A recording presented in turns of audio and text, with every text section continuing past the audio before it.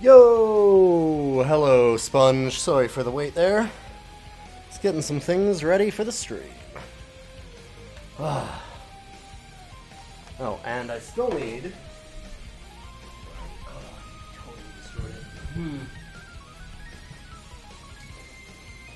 Trying to fix my video camera, which is starting to be really messed up from the cat. I need to buy one soon. And a new stand and stuff. Oh, you really wrecked this, bud.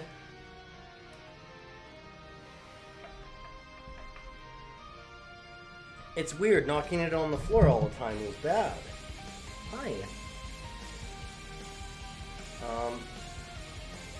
Can I sit down on my chair?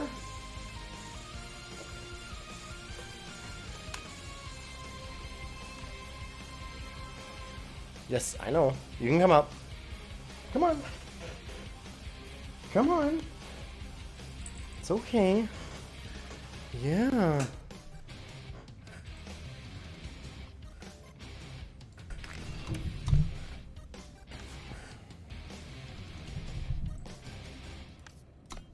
Oh, buddy. Hi. Hopefully y'all doing good tonight. I know.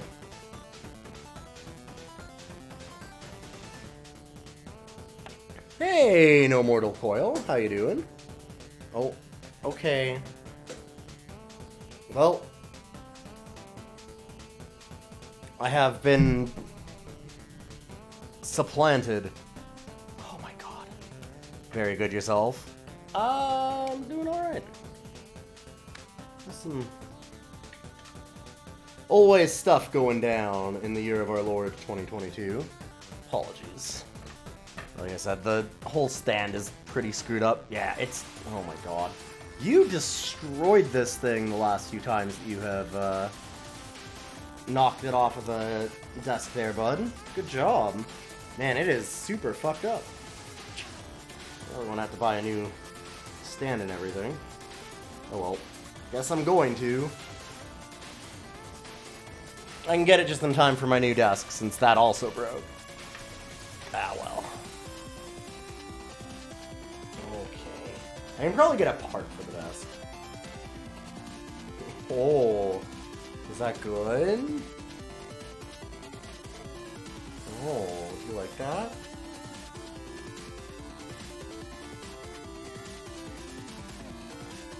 Oh, yeah. Yeah. Good boy.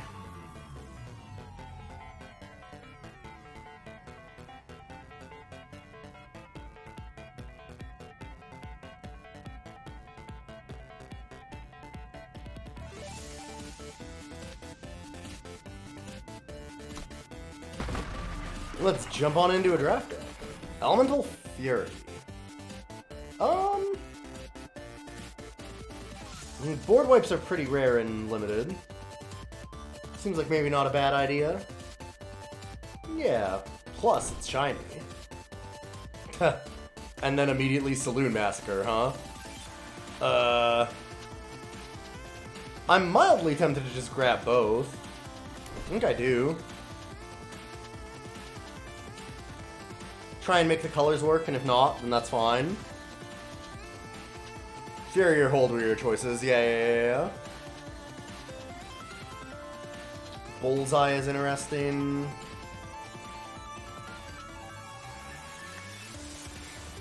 The Inscribe on that is good.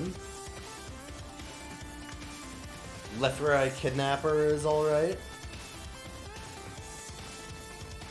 I don't love this card in Limited. I don't know. It's been medium for me a lot of the time. I might just grab the Bullseye. Vermin's Feast, though, is real good.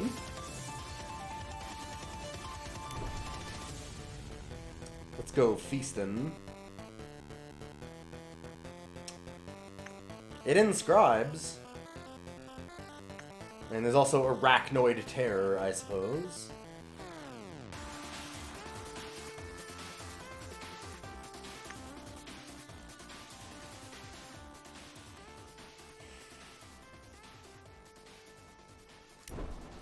think we'll go for the Inscribe.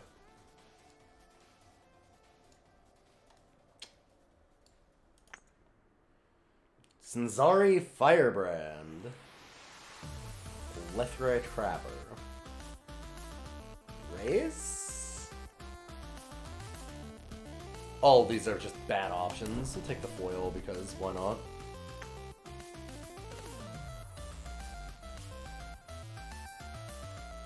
I mean, we have 0 units. I guess Thunderwing makes a little bit of sense. Right, that thing. It's hard for me to see from here. Weirdly enough, I'm a long ways away from my monitor with a cat like this, forcing me to lay down. Hey, buddy.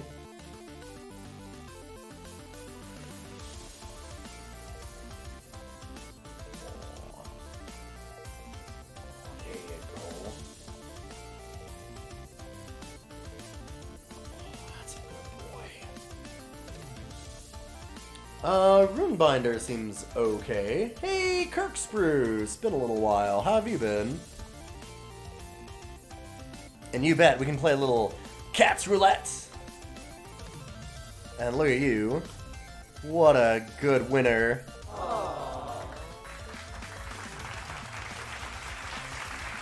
That's a quality cat. James Judi Dench is hell of a cat. Hell of a gift there. Hell. Hell.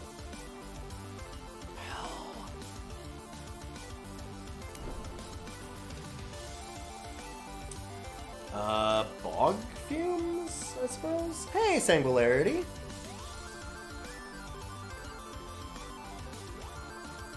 Been around, just don't talk too much. Yeah, sure.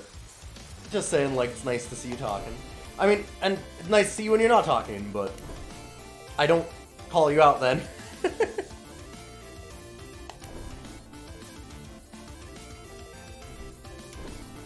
I am doing okay.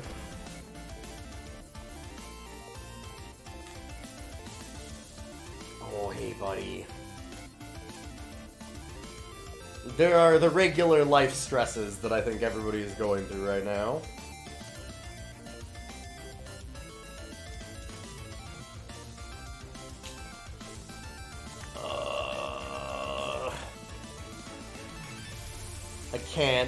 I can't, right? I'm just sort of vibing. Fair enough, Linnea. Welcome, welcome. Wild Rider? Bouncer? Oh boy, this is a really bad pack for us.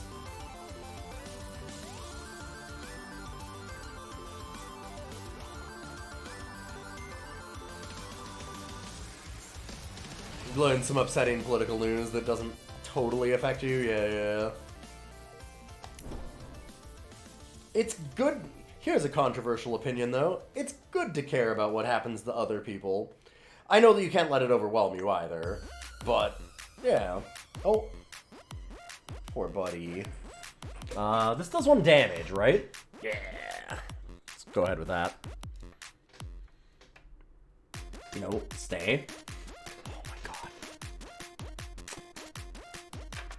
Wish my cat hadn't destroyed everything in my house, including this camera. Dealing 1 damage to each of 2 things seems pretty good. We could also do Sentinel Sifter. I think I'd rather Evoker. Seed of Chaos for sure.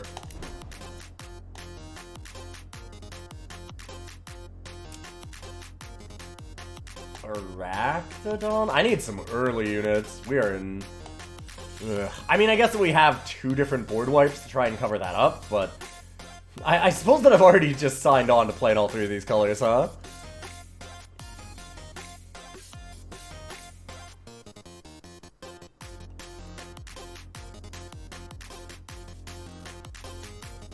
Evoker is probably the worst red stealth card? Is it? Do you think so? I don't know about that. What about, like, the one that gives you power? Like, the power burst or whatever? Think it's worse than that? I don't know. There's a lot of really good ones.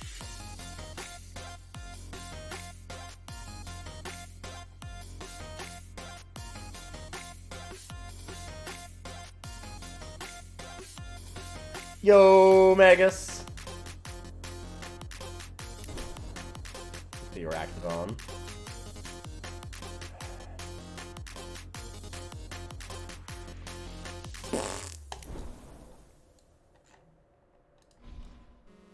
Torch, though. I need some units. Oh, I need some units.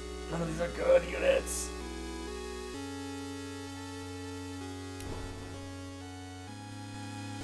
Maybe we should have grabbed the first raw shaman just to make it so that Saloon Massacre, Elemental Fury don't kill all of our stuff, but... Look at our deck. God, this is a mess.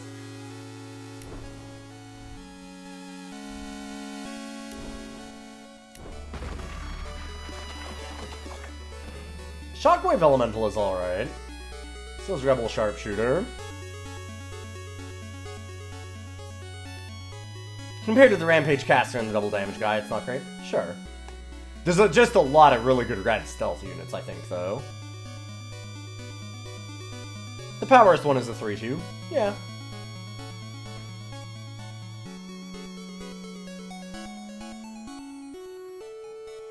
Grunus Blast has a lot of uses in this format, in my opinion. Just pinging their own stealth units and stuff can be important.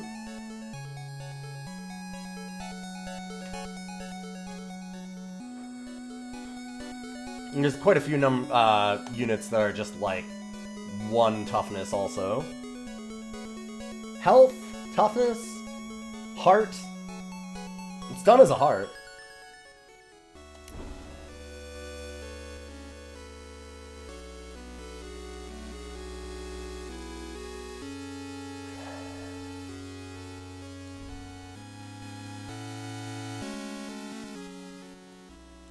I need the 2 drops. I just don't want it to be Shadow. But I don't know that I have a better option.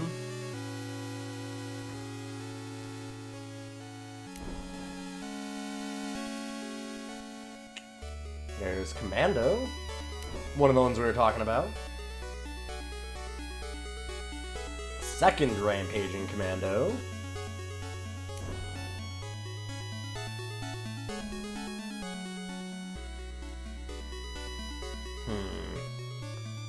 Wildfire Sensari is playable.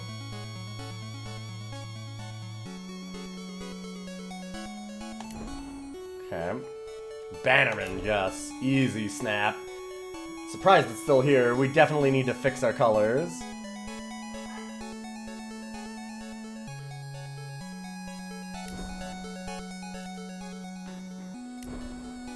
God, we are super in the wrong colors. There are so many good things going by in green.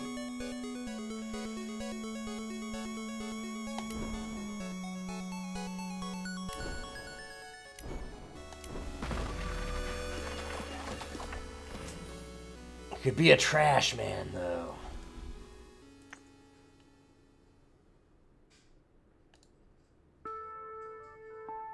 Also, Teriak's mount is real nice. I think that we take the trash man. There's some really good stuff. Mount, Wyatt, Jotun Spellhammer is actually kind of nice. Just the Inscribe.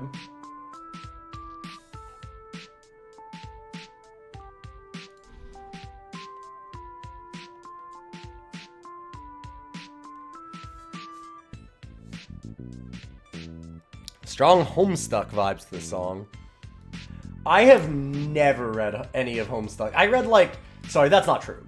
I sat down, went to Homestuck a couple times. Like, I think 2 or 3 different times in my life where people were like, oh, you should check out Homestuck. And I would open it up and I'd be like, oh, this is like a weird web game thing. It doesn't look very good and I don't know. And I'd just drop it after like 10 minutes every time. Maybe I need to actually sit down and try it, but it's never vibed with me. Sweet dreams.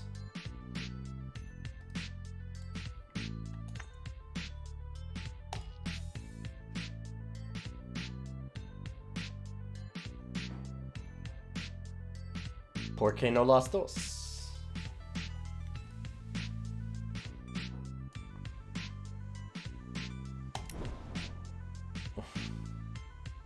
See, that's the other thing that's stopping me from getting really into Homestuck, is every time that I mention this, I go like, well, you know, I don't know, should I really be into Homestuck? And every single person that I know goes, no, absolutely not. Do not watch, don't read Homestuck. What the fuck's wrong with you? Why would you ever read Homestuck? Why are you doing this to yourself? It's garbage. It's awful. Why would you bother? And I'm like, oh, well, did you read it? And you're like, oh yeah, every word. Religiously. Okay. It's like wrestling. And Star Wars. The only true fans hate all of it.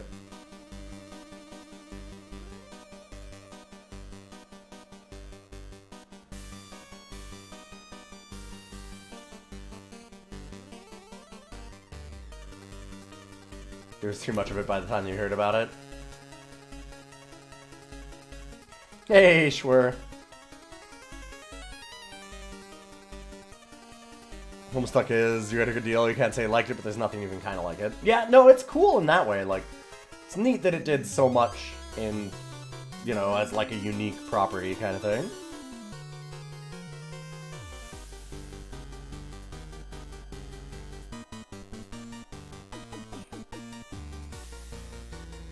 I'm kind of thinking Pathfinder just to have something early.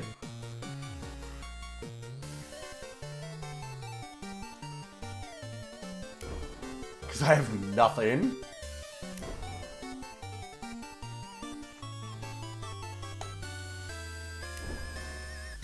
This is technically cards that I am allowed to play.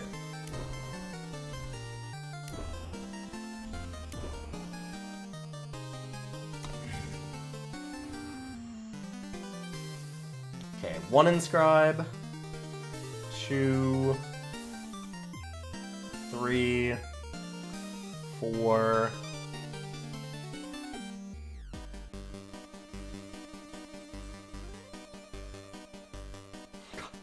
Some really bad cards in this deck. 5 with Snow Peak Eagle.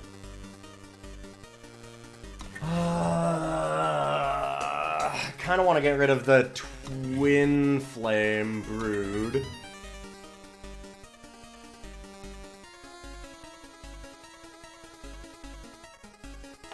I guess it works with those commandos, because those don't have to play them on themselves, huh? I've never played with them a lot. I had them played against me, but they've normally just been pumping themselves.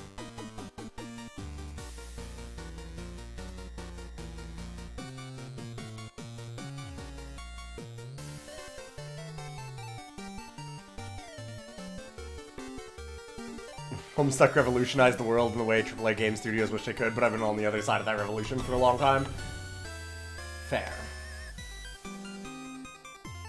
That makes a lot of sense.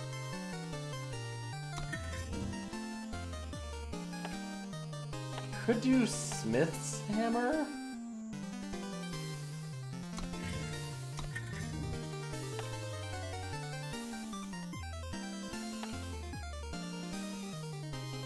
Ritual Dagger, maybe?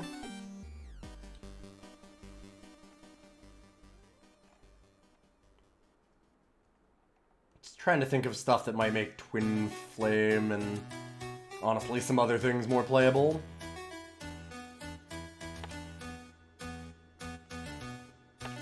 This is one wild mess of a deck.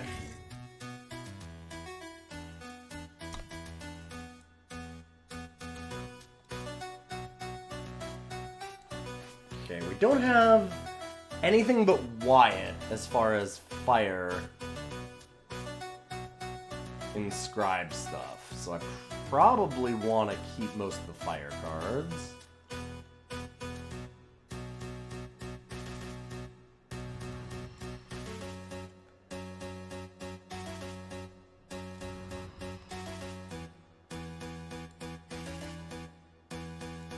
I think maybe actually this, though.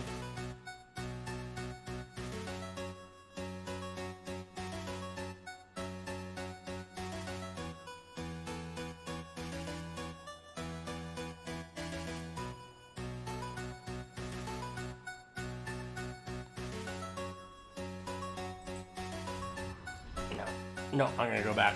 Okay. That's the deck. Technically, this is 45 cards. I can play a lot of them. They might do things.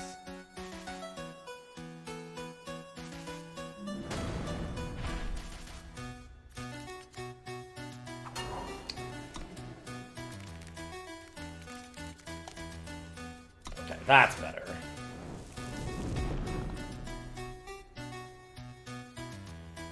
That other hand had some rad stuff in it, but also no way to play any of it.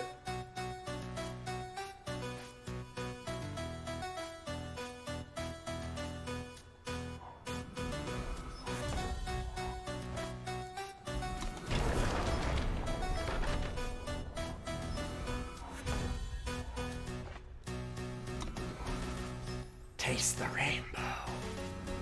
Oh, they're also doing rainbow. And they already have something. So that could be Shockwave Elemental, it could be the 3/3, it could be a bunch of things. I'm gonna just let it go.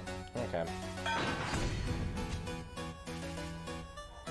You are cleared to ride.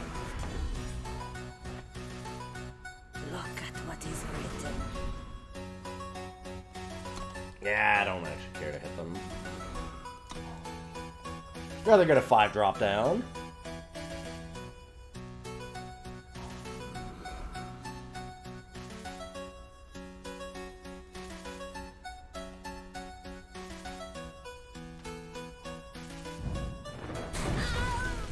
Sure.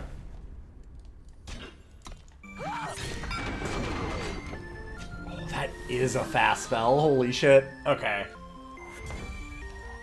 I never actually looked. I never thought about it that much.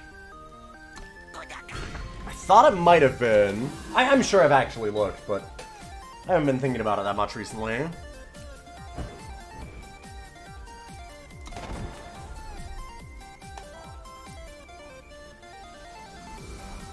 Yeah, Sweet Dreams is real sick. Look at what is written.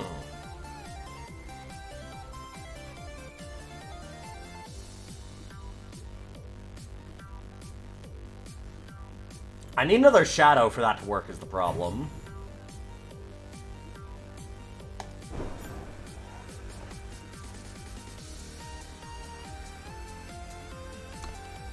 I think we do it,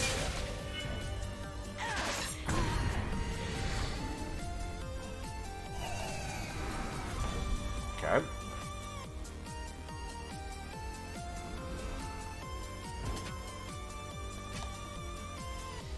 I could Ritual Dagger first, and then Shockwave.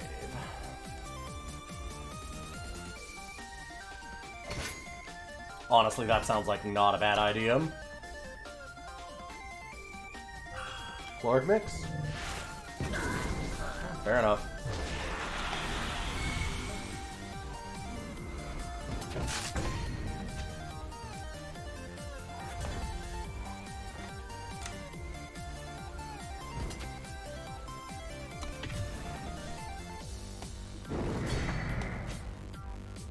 That seemed like a pause.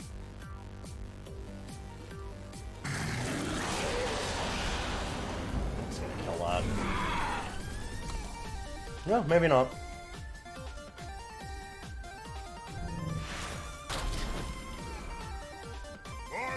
I'm a little surprised about Permafrost there that fast.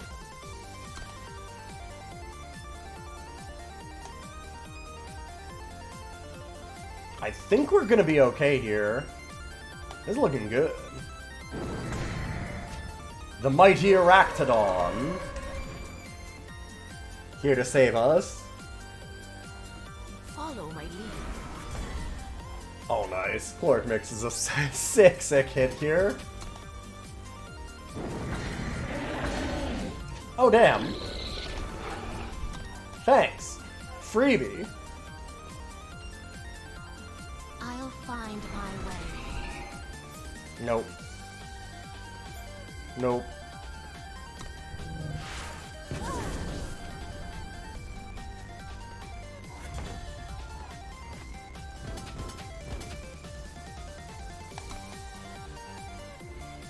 Time to get frisky. Down 2. Rend them to shreds.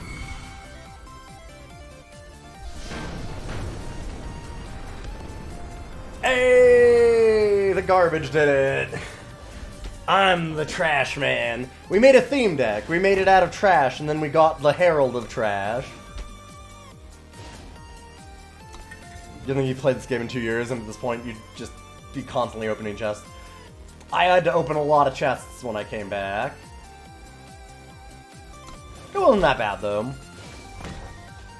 Also, I appreciated having a lot of extra gear that I needed. I mean, gear, cards, whatever. Oh.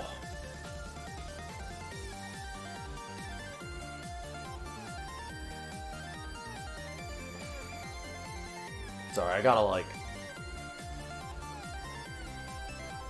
Fun back issues.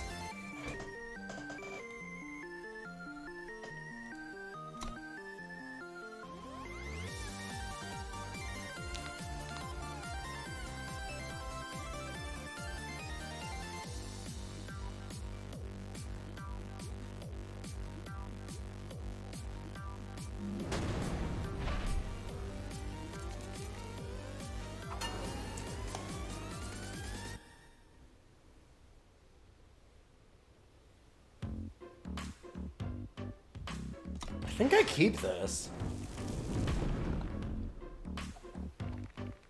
We've got to assume that we draw, also. Boy, this is a song.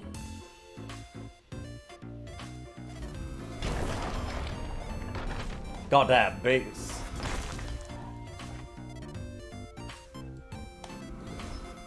I pledge my loyalty. Can't think as much that we need double primal for, but we need double, shadow for a bunch of things.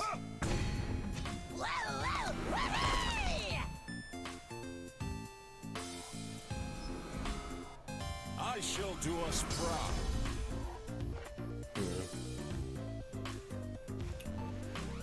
Well...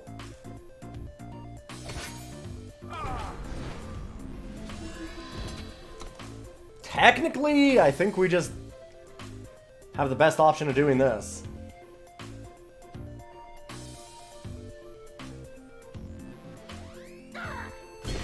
It's a pretty scary unit to have this early.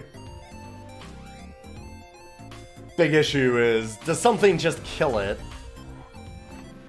That ain't bad.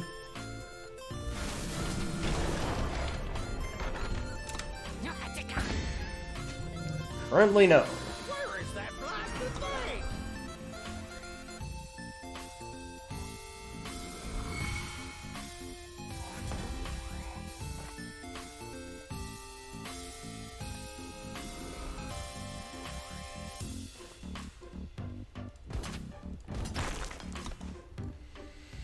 Not gonna use the Wyatt to draw this turn. Doesn't this have Valor, or am I wrong? No, it doesn't. I could, however... Do you have it?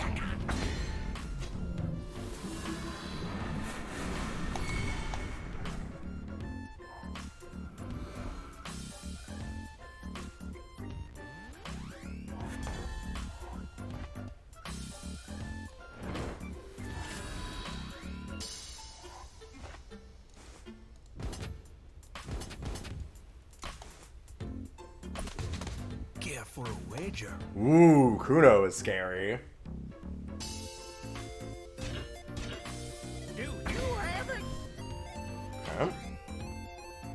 Unfortunately, Ruinous Blast is gonna be good against them right now. Fire courses in my veins.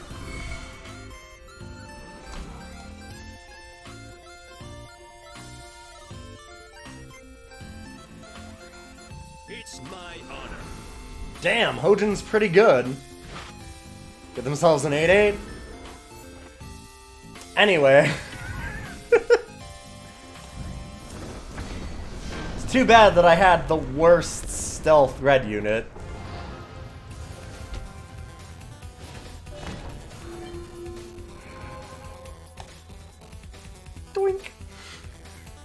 You might not be wrong. I'm just joking because it's just a really funny moment for it to be that good.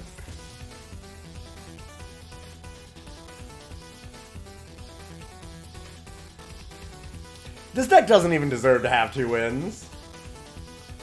This deck is very much a 0-win deck that managed to just, like, stumble drunkenly over it.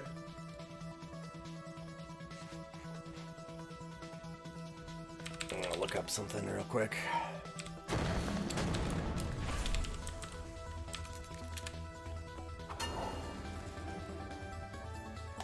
I have a head.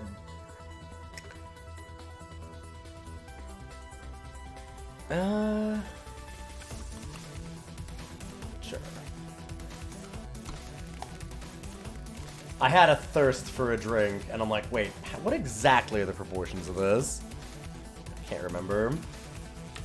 I can go make myself one in a minute.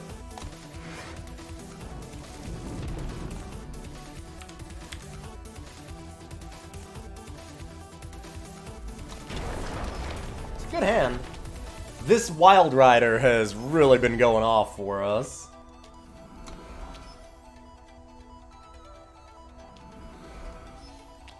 Sound the alarm. Nope. Don't let them through. Whoa, whoa.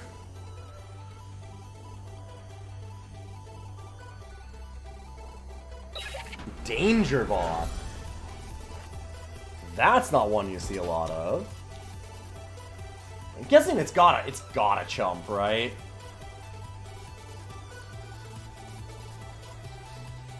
I can't imagine a universe in which Danger Bot is that useful. Alright. That's both, like, interesting and scary.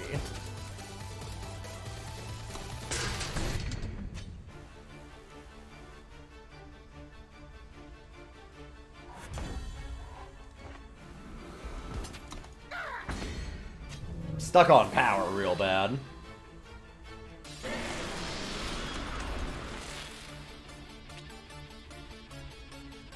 Remember when Danger Bot was bugged and grew on any damage? No, I didn't realize that it did that. God, this is awful for poor Better Up.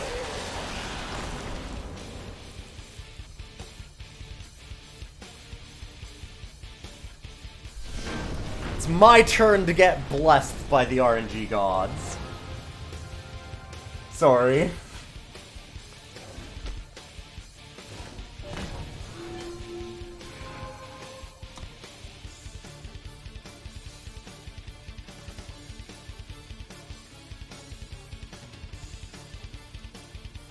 Ah, yes, this is what I was going to make. I went and grabbed some extra liquor from the local store. Right as I started the stream, actually. The Honeybee. Bailey's Honey and Whiskey. Pretty nice, actually.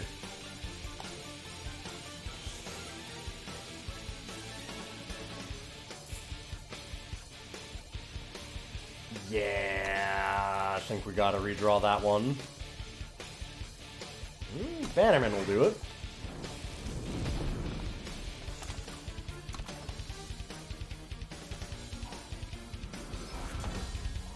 Have I tried a bee sting cocktail before? Hey, Ewan, good to see you. I think I've heard of it, but I don't think I've ever had a bee sting. I pledge my loyalty.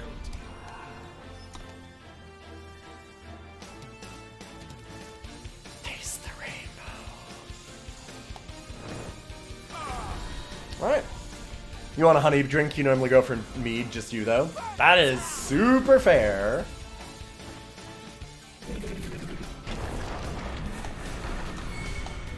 I'll snap block that. That's why I played the Roiling. I don't really want to have Shockwave deal with it. Meet my axe. It's lemon, honey, and gin. Yeah, I Jin is not my jam. It's been a really long time since I've had Jin, but... just a little too Pine-Sol-y for me. Where is that blasted thing?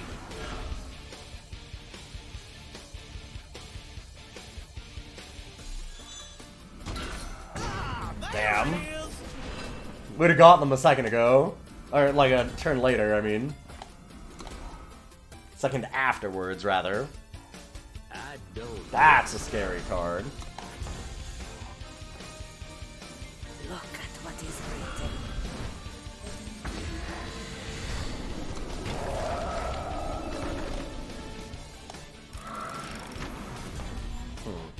You look lost. Taking Grenadin is an interesting one.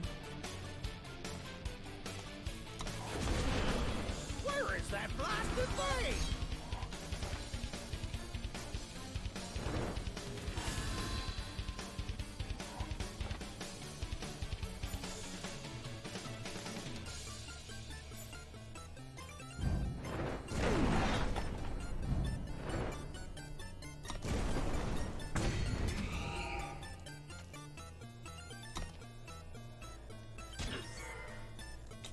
Alright. I hate to do it to you, except that I actually love to do it to you.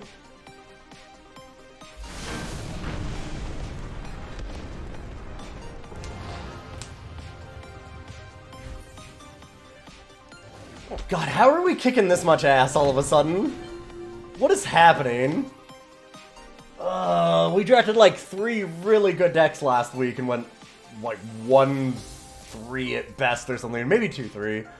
And now today we just draft this absolute garbage, horrible pile. We're immediately 4-0. Karma swung back around. Yeah. Fair enough.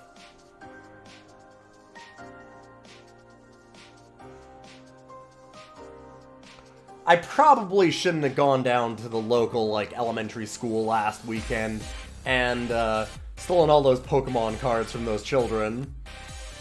That might have been the problem last... Imagine it's going 7-0. It could. It's not garbage, it's glorious! Yeah.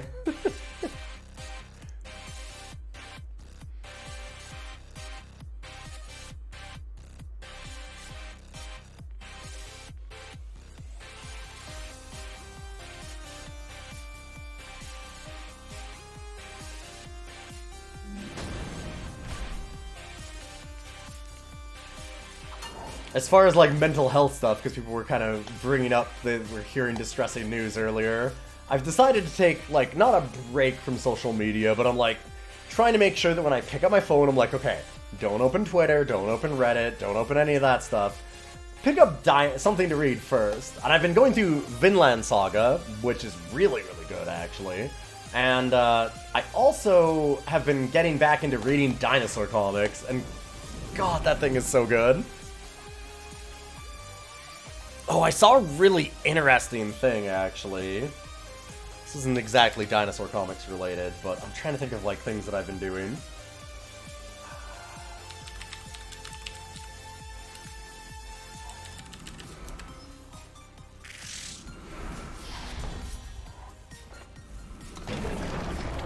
Just gotta have the heart of the cards. Immediately draw the primal.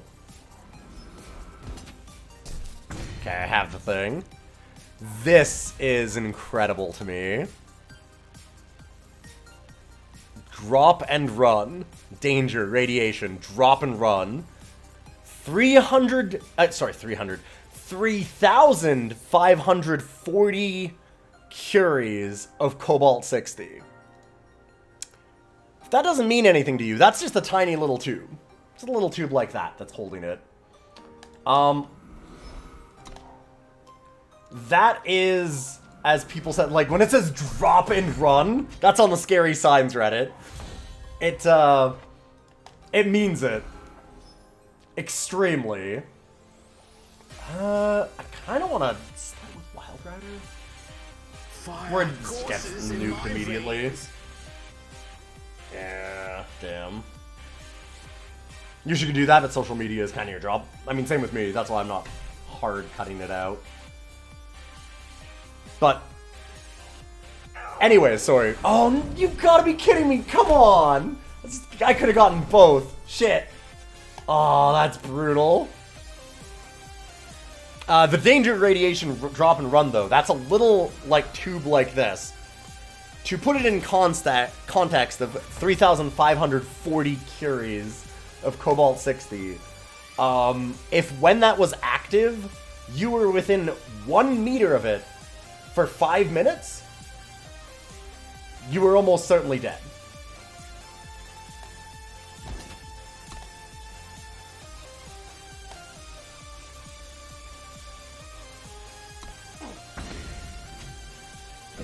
Which is whack.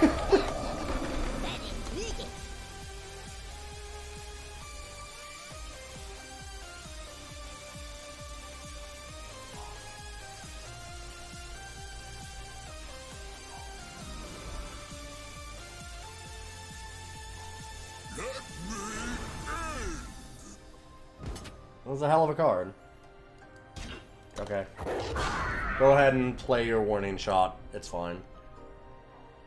I know what it is. It's fine.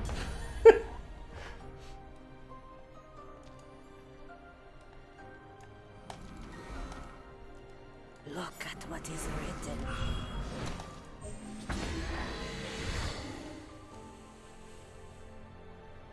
Like, then it doesn't get used against something like the Runebinder, which I need to stop the 6-5. Whoops! Probably wanted that warning shot, huh? Whoop! Alright. I will, in fact, block. Obviously, you have something. Like, even if it's just something else afterwards. Ah. Yeah, sure.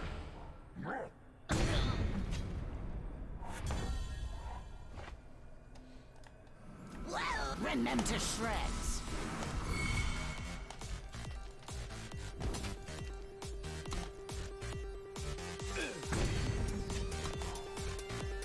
We're gonna put them on the back foot a little bit here. If they want to attack the 6-5, go ahead.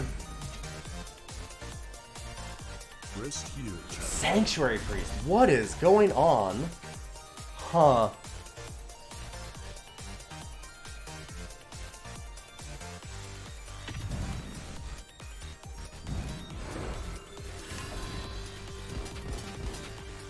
Our opponent has a deck.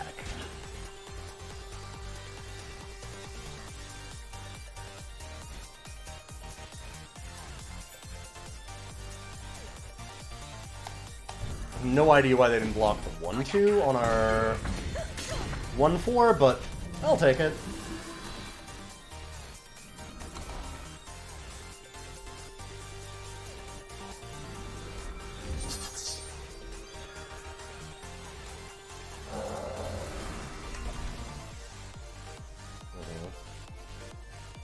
They're gonna be real mad when I blow them out with Scale Hide in just a moment. Are they attacking? No, come on. Okay. Your opponent. Even I feel bad for you if you do that. That seems like not the thing to do.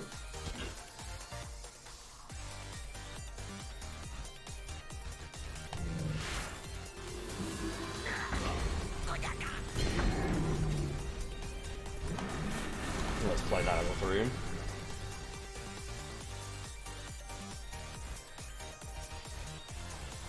We need to pressure them. That's a good hit. That's a really good hit. Oh my god. Kind of unfortunate in a way, in that we lose all of our stuff, but also, speaking of losing all of our stuff, our opponent loses their life. That was very nice of them to be GGing us after that, because that was a sick top deck. Is this the run? Is it the run? 2 more. You're pretty confident Wild Rider was the worst card in this deck of bad cards? Oh, you are way off on that one.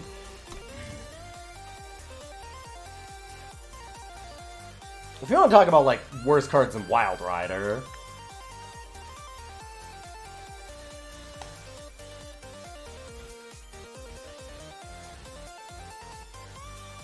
I honestly think Rolling Fog might be. Pathfinder, maybe? Wild Rider is surprisingly good. This deck has a lot of removal, yes.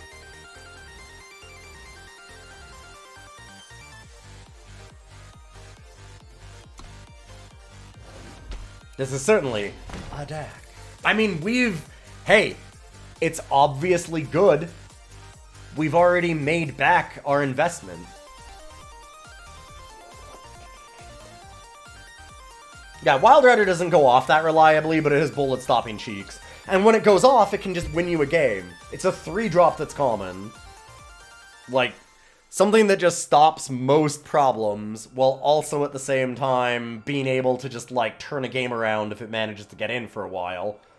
And win it for you even, maybe. That's... Like, I think the Wild Rider is a pretty solid card for 3. I've liked Wild Rider a lot.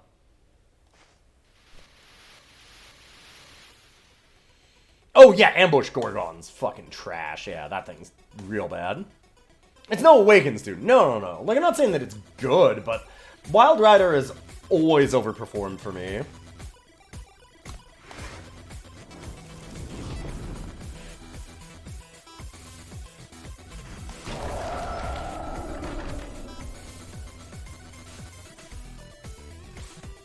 Tomorrow's the Pride March in your city. You're not going, of course, due to your horrible fear of being perceived. But it's cool that it's happening. It is very cool that it's happening. It's nice to be able to look out the window even and just, like, no. I'm gonna need a power card. The more interesting question is, what's the best card in this deck? I mean, like, Elemental Furies and Saloon Massacre are all pretty powerful.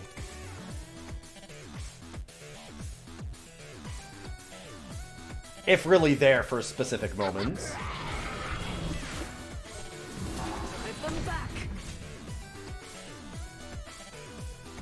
Oh, Chloric Mix got better.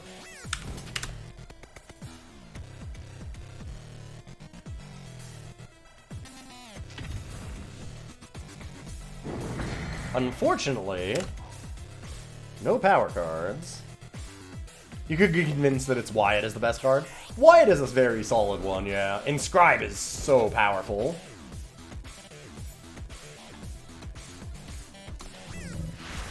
Don't let them through. Chloric Mix is interesting in that, like, you contract it, worried that your opponent might actually have a thing.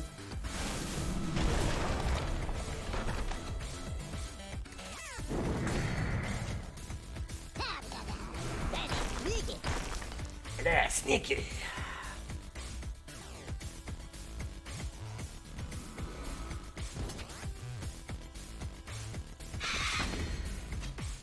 Have at me! Get in there! Oh god, not with that though! Not with that, not with that! Fuck. God, that's a lot of Aegis.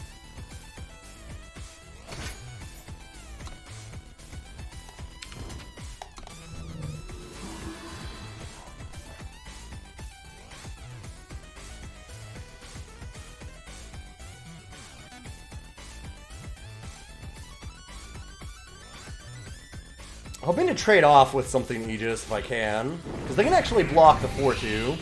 Alright.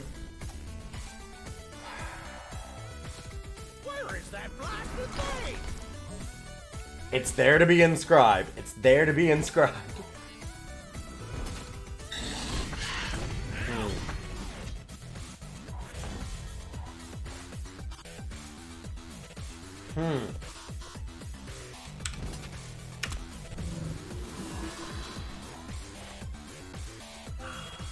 Yeah.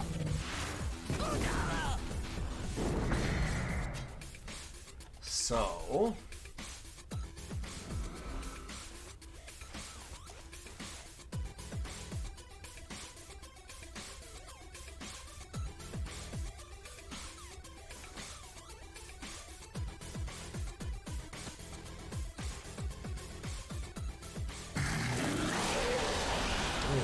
flame. Or twin brood? Twin flame brood. Okay, fair enough.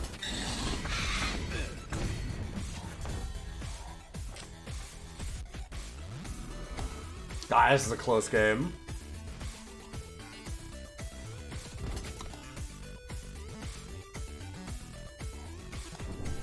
It sucks how close we would be. Wait. Can't be negated. Doesn't matter. He just stops it still. Rend them to shreds. I was like, wait, does that not get stopped by Aegis? It's like, God, if only. Fucking Aegis. What do you do? Okay, listen. You don't need to think about it. You're good. Wow, what a top deck, too.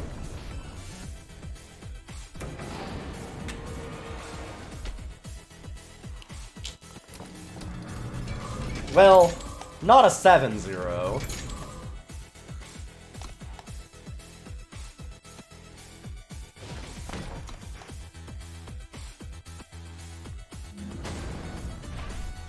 Opponent had a really good deck, yes.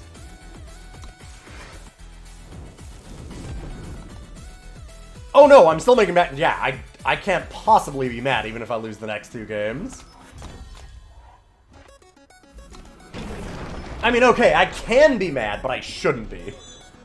I can be mad about a lot of things. I'm really good at it.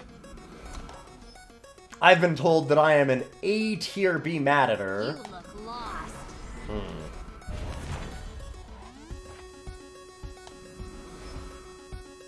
Rend them to shreds.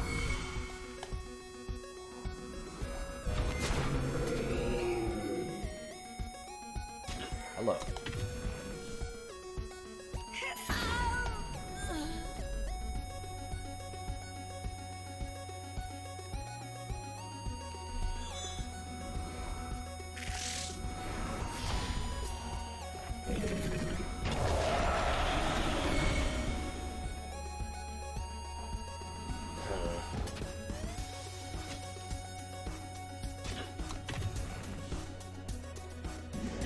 I'm just gonna trade. We have a lot of cards up on them. Look at what is written.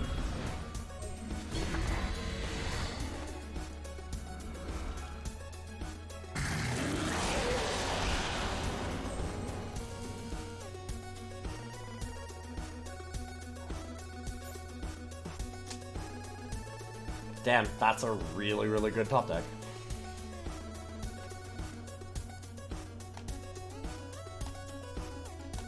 Those are the 2 things that I can't play. Damn, that is a brutally good top deck. Fuck. Hey, Hoyt. Hey, it's good to see you.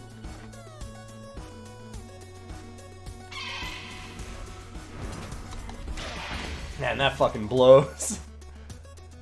What a sick rip.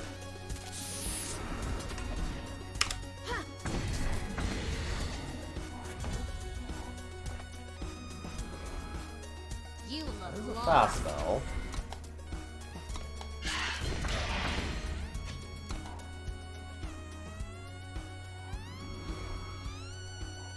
I can get it. Sure.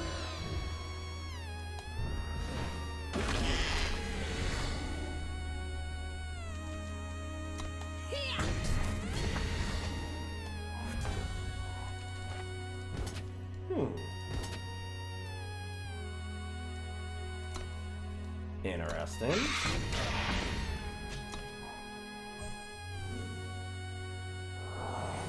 Let's go.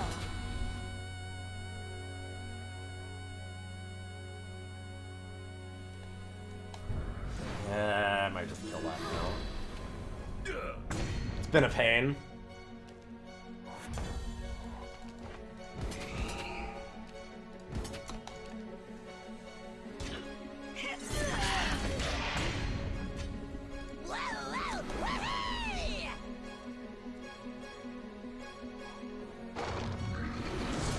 Good top deck again.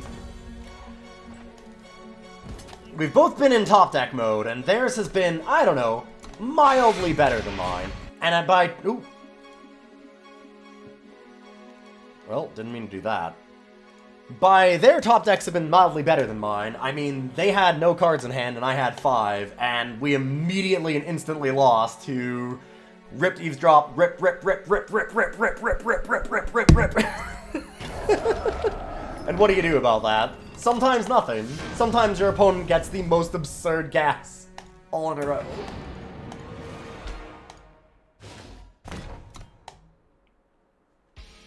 Sometimes they're like 4 cards down on you, and then they immediately hit everything they need to get 2 for 1, 2 for 1, 2 for 1, 2 for 1, 2 for 1. Every turn. Damn.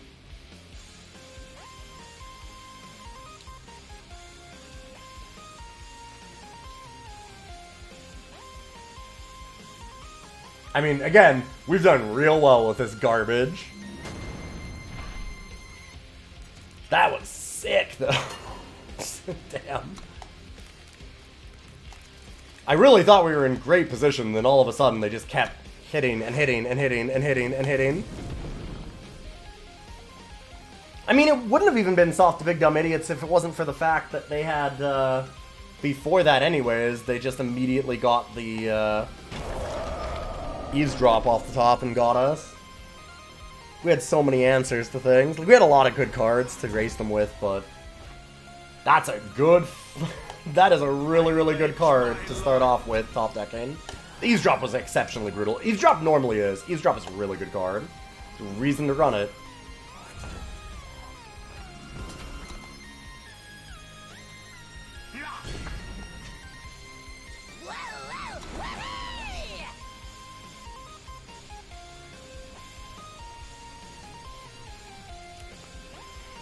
Card that deals 4 damage to something that came into play costs 2 primal and 3 power total. So what do they have? Like Find the Moment? Like some kind of pump spell? I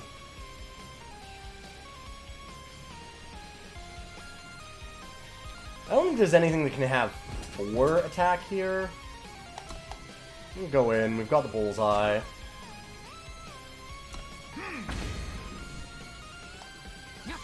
I am wrong. Literally the only one that could. Fair enough. Hey, Blue-Eyed, how you doing? Allow me to end your misery. What does that happen again? When we play a unit, it silences it. Rend them to shreds. Okay.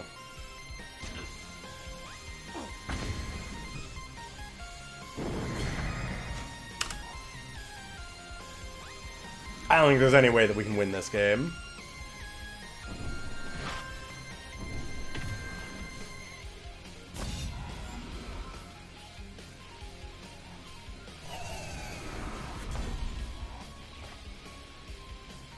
They've had some real scary, not perfect hits here against us.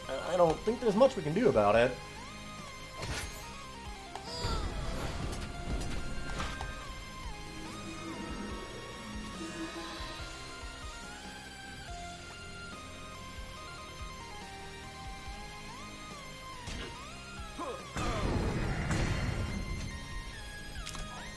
Really?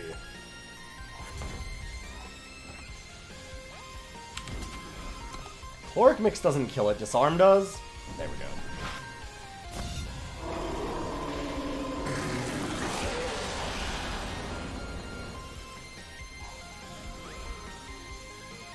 It's not like I have a great answer to just not attack, though.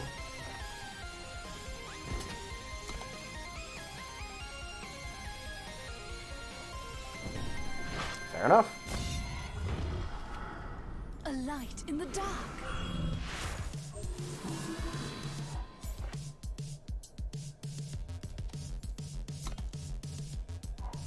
It's unfortunate.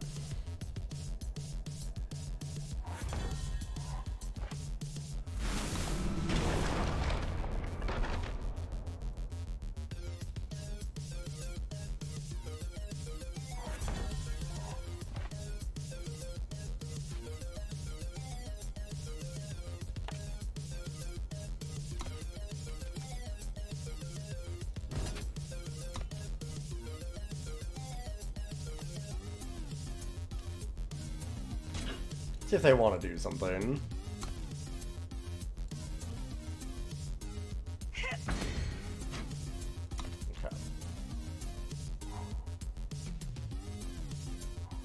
Okay. Wild Cloud Snake. Huh.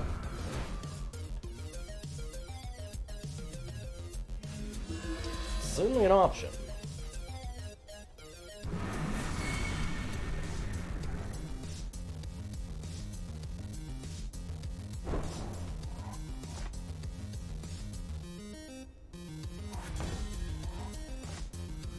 Feel like Lethrai Falchion's not a bad one to have.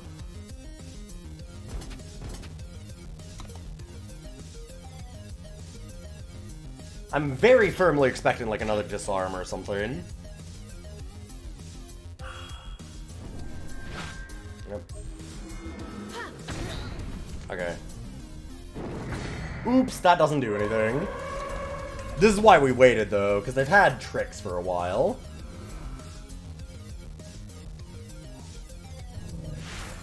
Okay.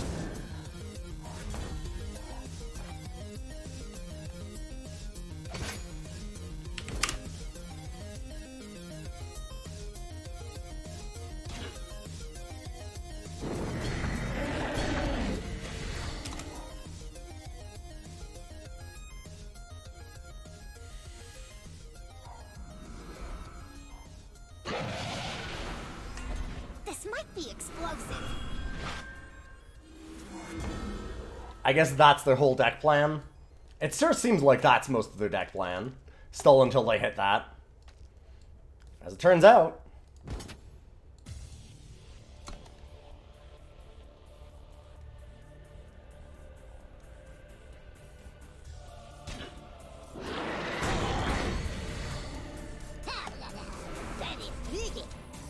Okay, we've decided to race, I guess. I could just kill off the 1/1. Nuke the Dynamite Aegis. I think I'd rather just wait.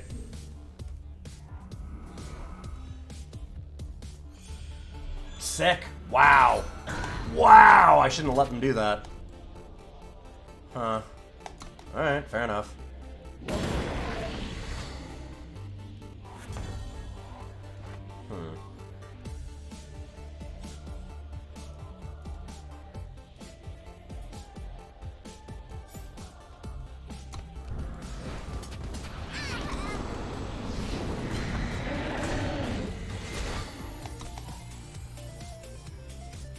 Yeah, them not deciding to kill the 4/7 was nice.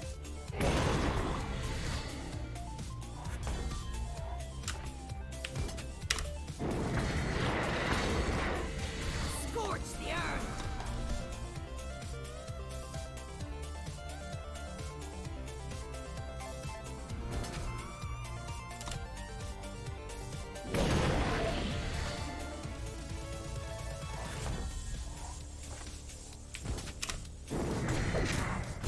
Okay. Huh.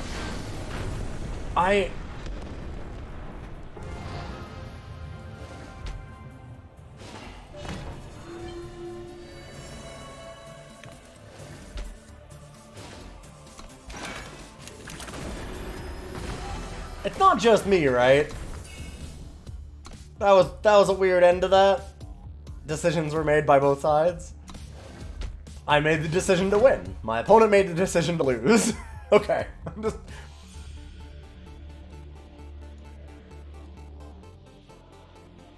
Sometimes those are the decisions. I have definitely made the decision to lose before. That's a thing.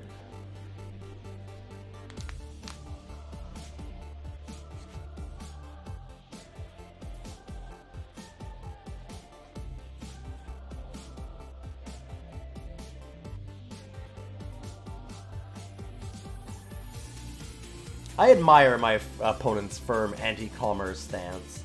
No trading. None at all.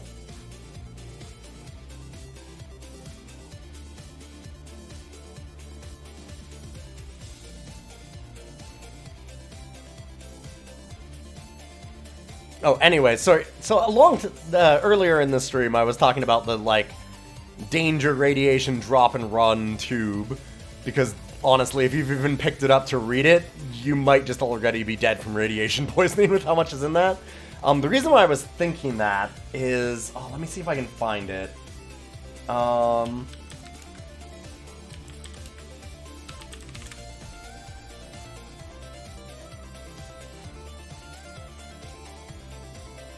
There was a post...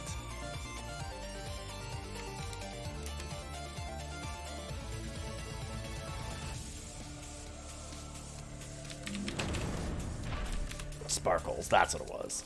Yes, this thing. No Primal. We do have Evoker, but it's the only thing I can play. I think I just redraw this. Ugh. Well, I mean, this is the deck that we did. But this post is amazing. Give me 1 second, I just gotta pull this thing up. Dear Rugged Techies, please help me understand this strange effect. When I photograph this jar open, these dots show up. And when I do it closed, there's almost none. The inside is empty, and it doesn't smell like anything.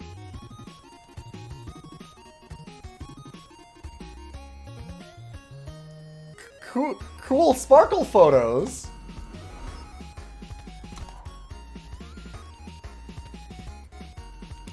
If your photo from your camera sparkles, that's because something that has higher energy than most light photons is going into your detector on the camera, i.e. radiation.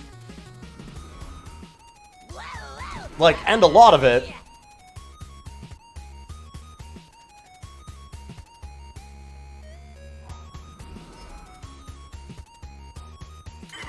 Hey Arzu, good to see you.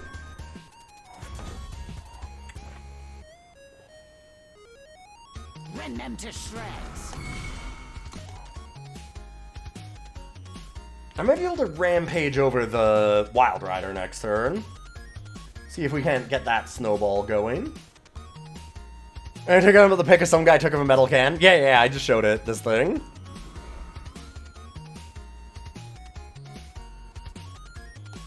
There's like full, it's like, wow, it's weirdly sparkly. Cool. Not cool, not cool. Extremely not cool.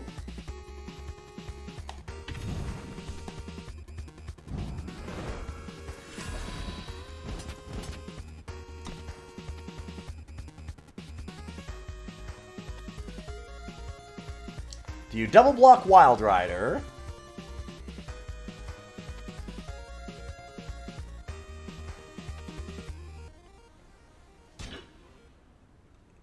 The worst part is the comment, they smelled it? Yeah. Here's the link. I'll just give you the link.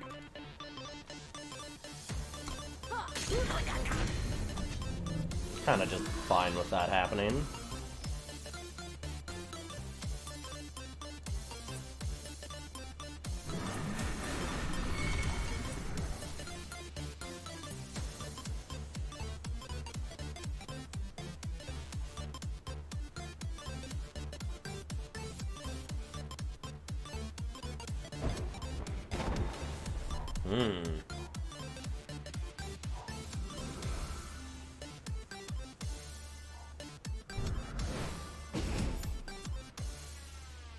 Fucking Eavesdrop.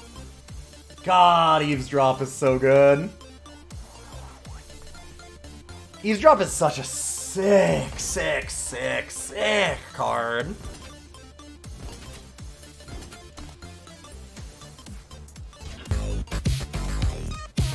Hey, Wandering Newbie, how you doing? We're playing Eternal Card Game. Game that I used to play a lot of. That I started to get back into a little bit. How are you doing tonight? I saw what you were playing earlier. I feel like I popped in for a moment. I don't remember. I've been watching back and forth with a bunch of Twitch stuff all day. Hopefully you're having fun anyway.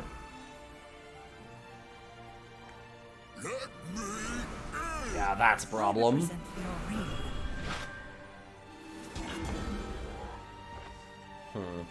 Rend them to shreds. You've been really enjoying it lately, but you don't play as much as you used to back in the day. Yeah, I play a fraction of what I used to do.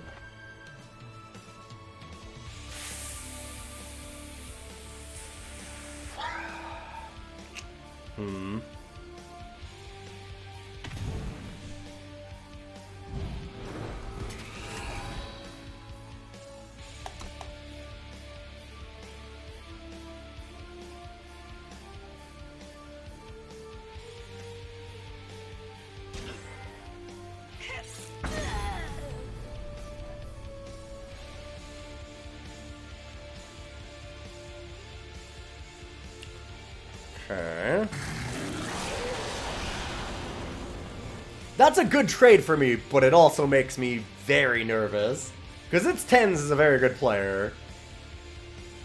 They're trading their 6-5 for a temporary 5-3. I mean, it would grow, but...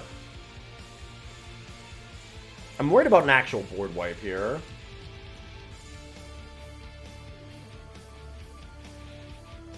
But, like, I don't feel that I can really play around it. Like usual, board wipes are almost impossible to play around. Yeah. Because, like, something like this is as likely, or honestly, more likely. Just gonna hold on to this for a moment.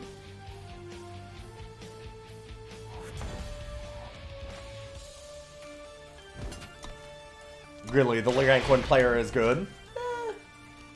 I'd imagine so. Conventional wisdom says yes. We're gonna get eavesdropped again.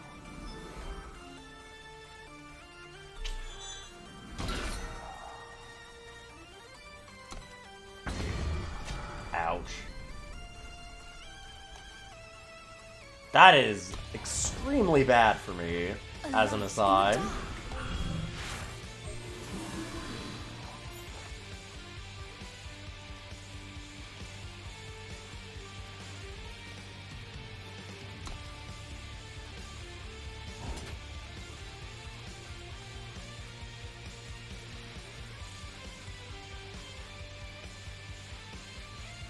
You get your pick of what to kill.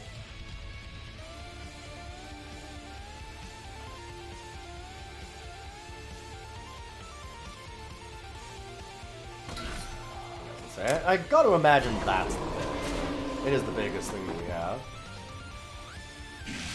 Ooh, Marsh Dragon. Ugh, I wish I'd called the hit now.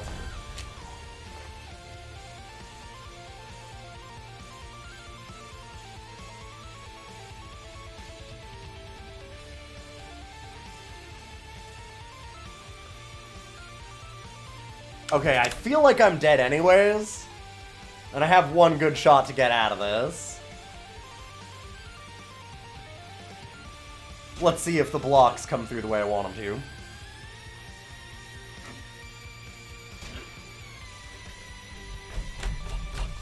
Fuck. Oh, we were so close.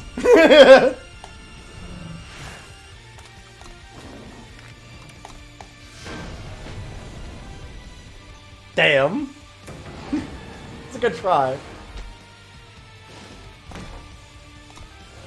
6-3 with how bad that deck was. I'm pretty okay with it.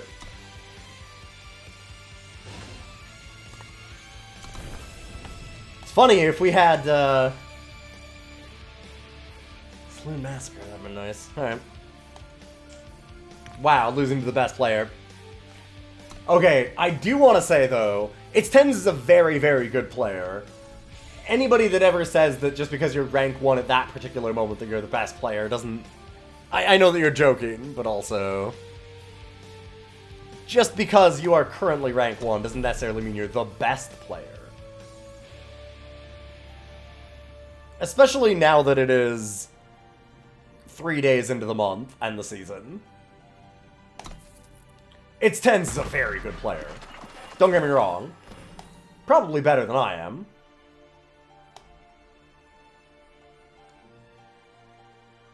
Almost certainly, honestly. They just beat me. They have to be, right? That's the thing. Couldn't lose to a worse player. It wouldn't work.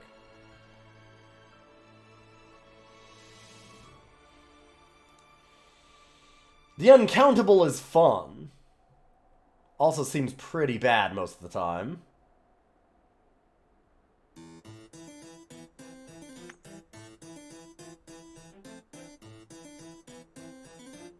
Can make them sacrifice. That's a thing. And hey, for those people who came over from Wandering Newbies, sorry I didn't really introduce myself. My name is Ilian. I stream 7 days a week, stream a lot of different things. I generally go through a lot of roguelikes and indie games. Do roguelike days on Saturdays, in fact. Tomorrow's going to be like 9 hours of streaming, which is what we do every Saturday.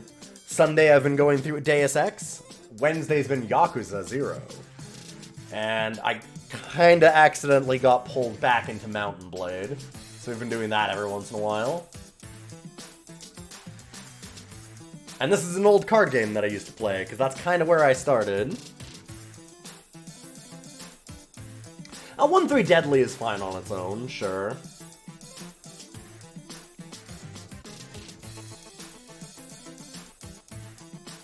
There's nothing in this pack you pick over Uncountable, especially first. Yeah, you're kind of not wrong there either.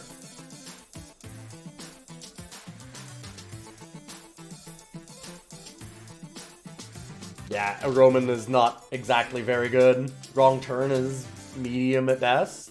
Have I seen Rogue Tower? I did. I have it on my Steam as to whether or not I want to buy it for tomorrow for Roguelike Day. I've been thinking about it. I just bought Vampire Survivors, and that $3, boy. I mean, I bought Vampire Survivors a week and a half ago, but I've been buying a lot of new roguelikes recently to buff up the, like, 50 game list that we have.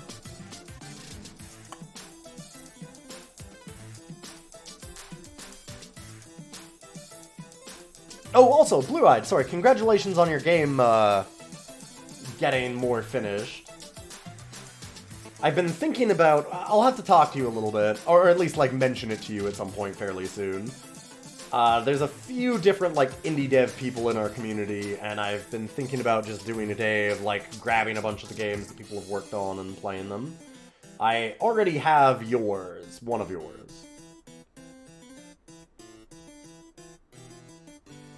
In that I have, God, what's it called? Temple Solitaire.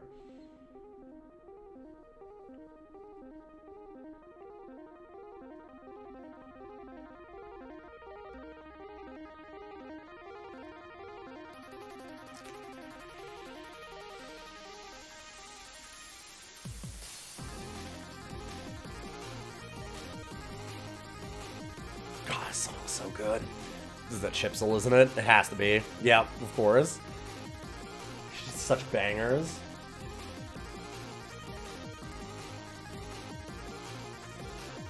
It's looking like Embezzler to me.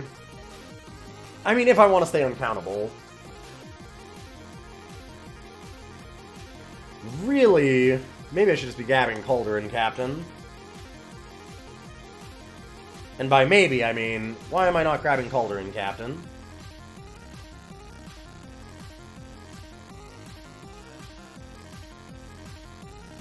Call the hit, Bullseye. Call the hit Inscribes, which is extremely sick. So I'm gonna grab that. Apparently we're making the same deck. Hey, Hoof Stomp is decent removal. That's very decent removal. Oh god, there's also another Calderon Captain and an Eavesdrop.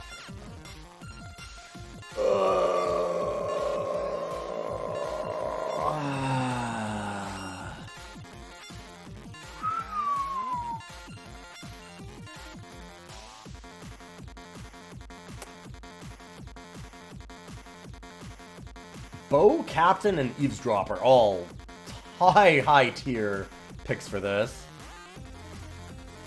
I like my destruction colors. Not really, actually, is the thing. Not all that often, but this pack, I mean, this pack is disgustingly weighted towards that. I mean, Dive Bomber is also really good, I suppose. This pack is really strong in general. Screecher is good, but, like, Bow, Captain, and Eavesdrop are better than anything else in this pack.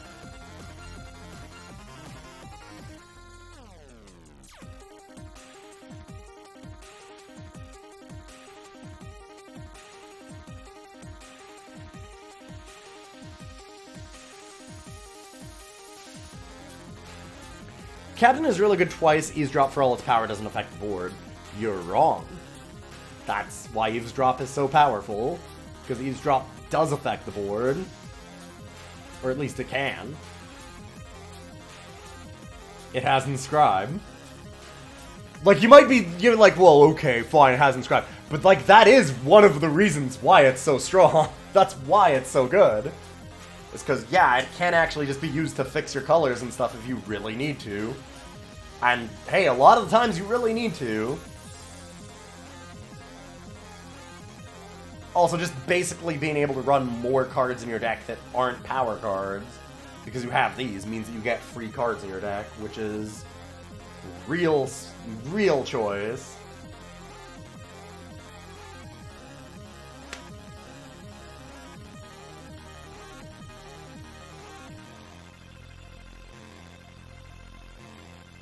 Fair, you said before that you're bad at this game. Yeah, I'm not trying to, like, dunk on you or something. I'm more just saying, like, that's the cool thing about Eavesdrop, though. That's why all of the Inscribe cards are so much better than what they look at, because even cards that don't affect the board actually do.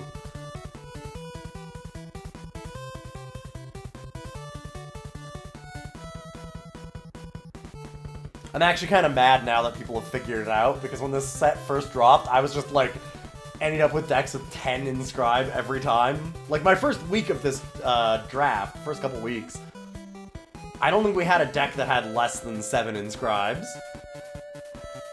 And now it's very hard to find that many, because people have clued in that, like, wait, is this really fucked up? And it's like, yeah, very, very obviously. Very much so, and also very obviously. It also affects the deck building to have access to all those. That's what I was saying, that you get to run extra free cards, because you can run less power, and run this as a power card that just happens to also be a spell if you need it to be. Like, that's really the trick, I think, about evaluating any of the Inscribe cards. Don't look at them as a card. Look at them as a depleted power that then says, amplify, get this effect, or whatever. Like, something get that effect. Pay that much and get the effect. Contract and get that effect. I don't know. Not quite anything like that, but...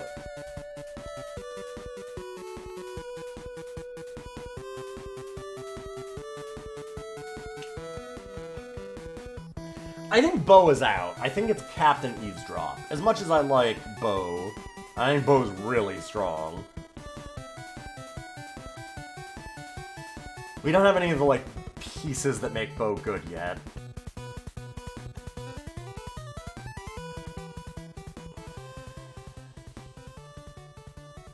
Sounds good, Magus. Have a good one.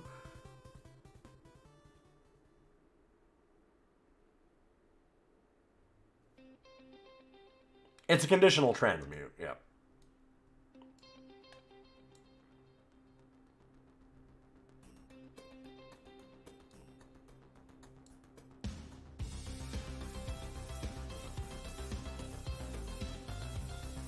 I can't go wrong with either of them. I know, it's... So much of it is dependent on what we draw as the next things.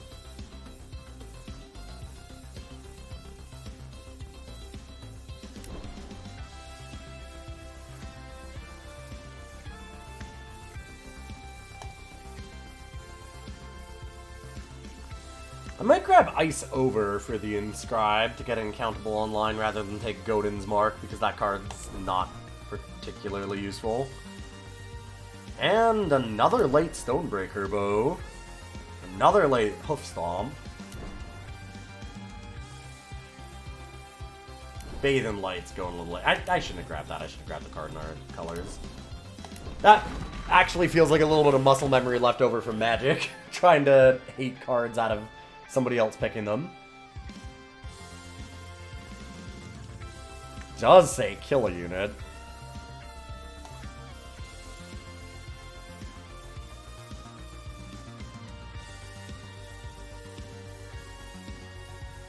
Spear Frenzy Warrior is surprisingly good.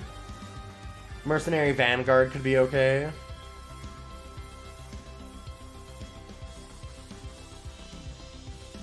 Yeah, we have a decent start here for sure.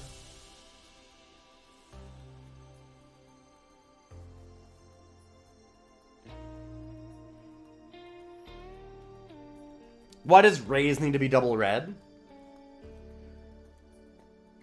I mean, probably don't want you to splash it as, like, some kind of combo... not combo, but, like, finisher piece in a very slow control deck that doesn't run anything else but that. As a way to kill kind of thing. Not that super likely, but... as they print more and more heroes and stuff, too, that's always a thing.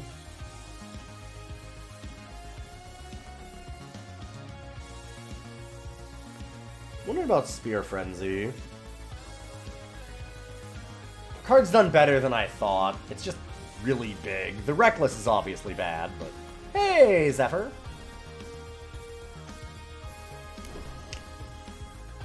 Whatever. Take it. You want to have some combat tricks if you're going to be playing Spear Frenzy. And Noah's Fury is really, really good. Raise costing double Fire is strange. It might be stupidity within constructed. Yeah, exactly what I was saying. I am pretty certain that's exactly why it's costed that way. Also, Zombub asking for not Cat Jam, but rather a Cat's Roulette, which did not show up because I didn't do that. Oh, there we go. Look at that. Look at those cute little guys putting their ears down. Congratulations on winning Cat's Roulette.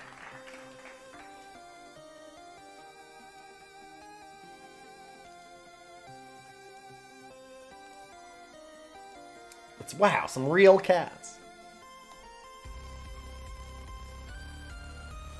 Can I draft the card that killed me? Oh, yeah. I was going to grab Marsh Dragon for sure.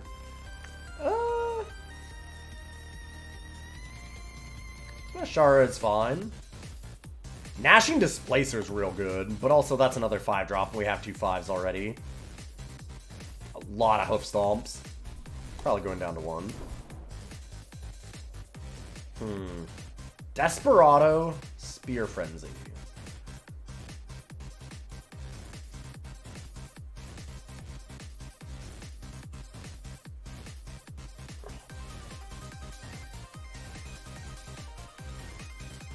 Thorny 2. Not huge on Thorncrawler. Maybe I should be more.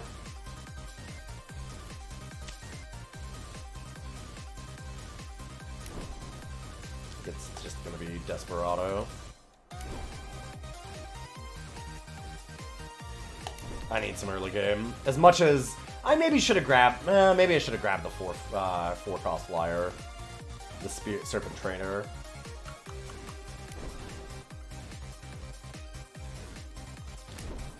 Kind of brushing over Primal at this point, but I shouldn't. I have some outs to play it for sure. Thorncrawler is generally pretty solid, yeah. Maybe. I don't know. I haven't loved it.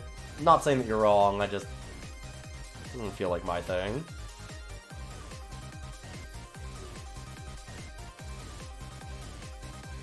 Hey, fits me. This is one of your favorite cards, sure. God, I remember when Ashara was good.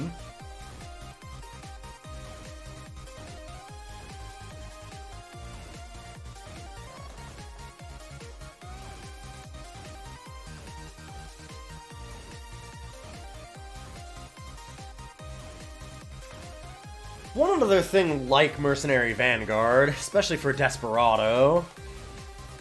Combust is so good, though. Magma Javelin's also really nice. I think it's gotta be Combust. Definitely sad about missing out on Desperado Mercenary Vanguard.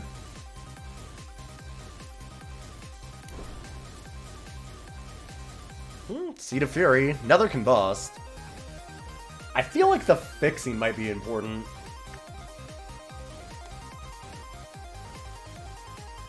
Maybe more than Combust.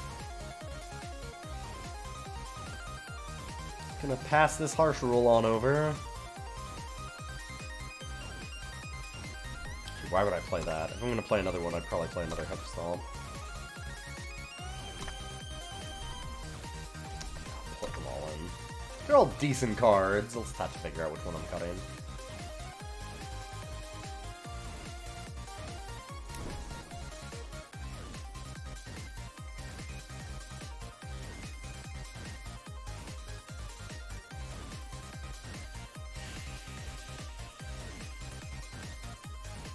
Justice is casually wide open. Yeah, I don't know about that. I think that pack was just really good. Plus, I'm not switching, so doesn't matter to me. Bloodspear Foot Soldier is maybe the pick, but I really like Daring Maneuver for what we're trying to do.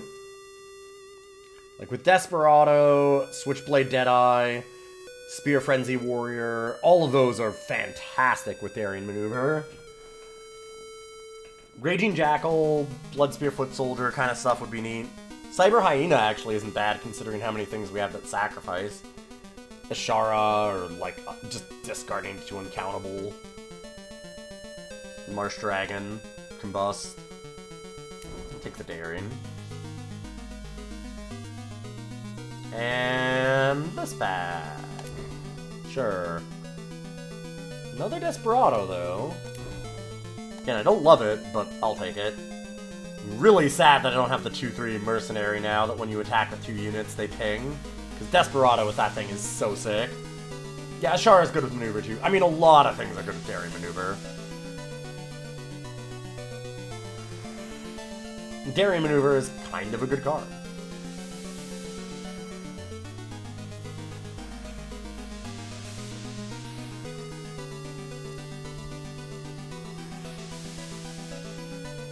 Bandit's Flail, I guess? Maybe? Spitfire? I think it's just gonna be Flail. I mean, it is a slow format. Maybe Spitfire is the thing that I want.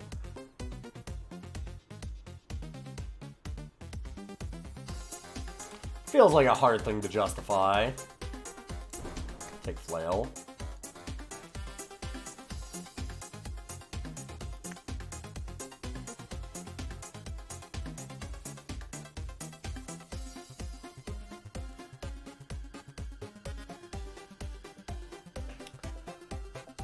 Think that we are happy about our Seed of Fury that we used to splash Primal, cause yeah. And we get an Outlaw, and an Outlaw, and I'm very happy about that. Okay, it gave me like a weird hitching thing for a second there, and I wasn't sure if it was having an issue or not.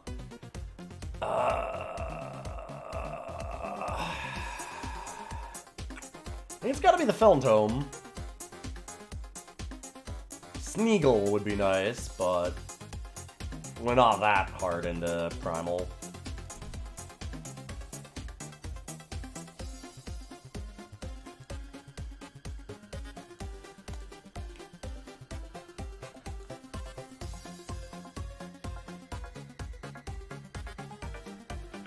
It really hurts to pick Feln Tome first here, but I think it's the right thing to do.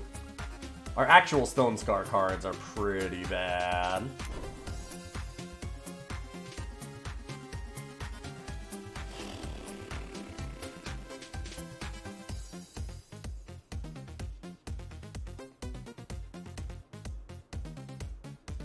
Inscribed Draconic Looting is nice, but I gotta take Saloon Massacre. Frostburn as a splash. Searing Fist is just straight up removal. Kinda like straight up removal. Although I have a lot of removal cards already.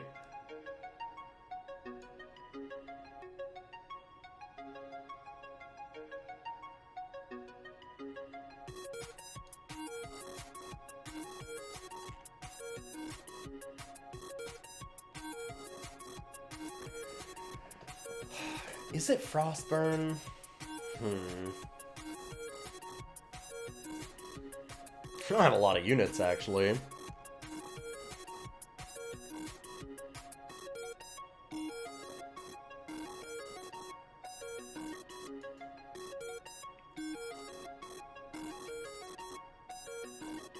This can get units, and I think that might just make it the thing that I need to take over Syrian Fist. Sweet dreams, huh? Okay.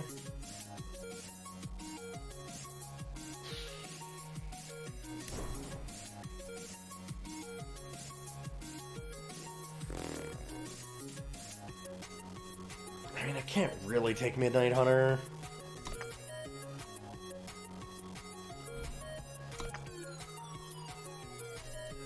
Ambassador doesn't do anything. Chloric Mix is really good.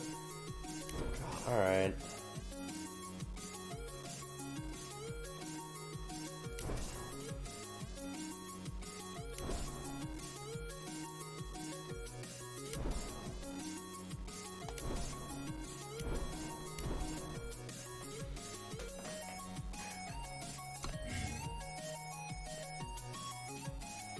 I kind of feel like Danger Bot might actually make it in. I have Marsh Dragon, I have, Combust. What was the other? We have, like, what was the other sacrifice? I feel like I had another sacrifice one. Maybe I don't. Oh, Ashara. Yeah, like, we have a few things that do make sense to actually have something like a Danger Bot around for. Think about it. Anyways, let's take out the obvious ones. Because I grabbed a bunch of cards at the end there. I don't think we want Twin Flame. I really don't want to have to splash that much Primal, but... gotta be worried about how many units I cut. I don't think I can cut anything else for units, honestly.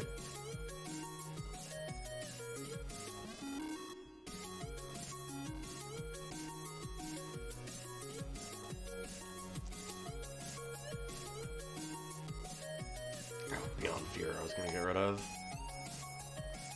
Beyond Fear is not bad, but we have other things.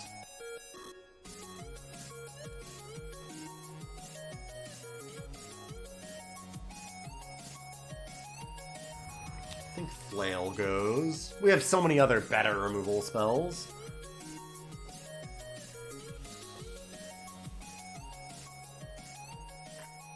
I wonder if Saloon Massacre needs to come out. I don't... it can never come out, can it? It's just too strong when it is good.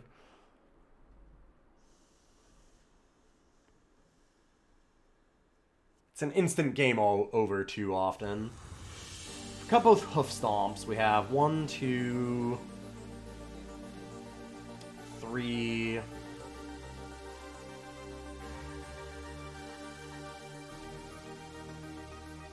4 Inscribe?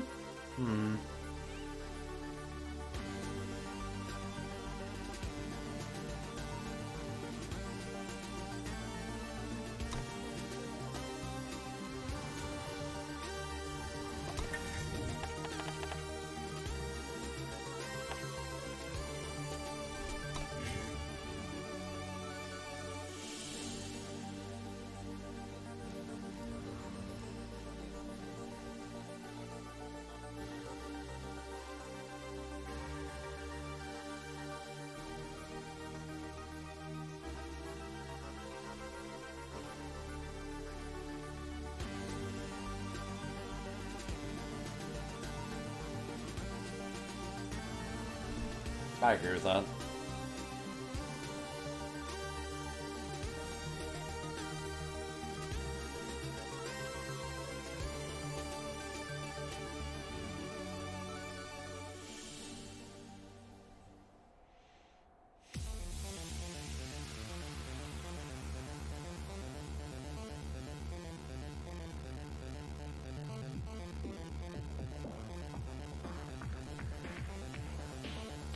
I'm wondering if I need to cut anything for more power, but I think we're good. We've got a fairly low curve.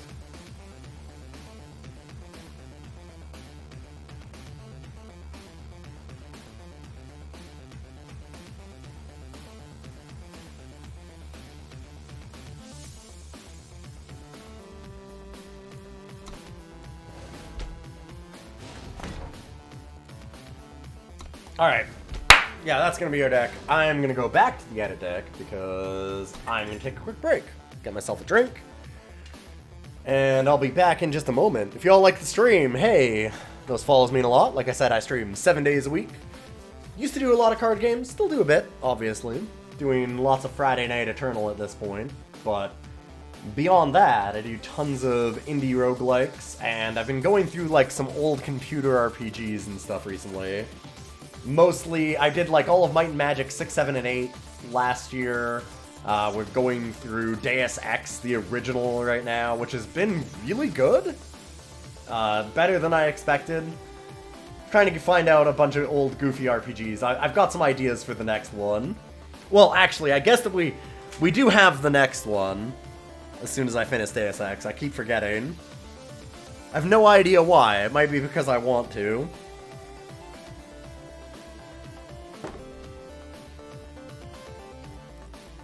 Look!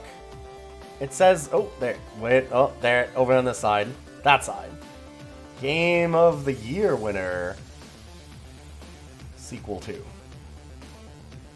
That's right, it's Deus Ex Invisible War. The game that everybody loved. And that I definitely didn't buy for $8 and oh holy shit, this might actually have a date on it. The year is screwed up. It's like 11/23 2005? It looks like 2005 is when I bought this. That would make sense. For $8 Canadian, which it'd have been pretty new in 2005. So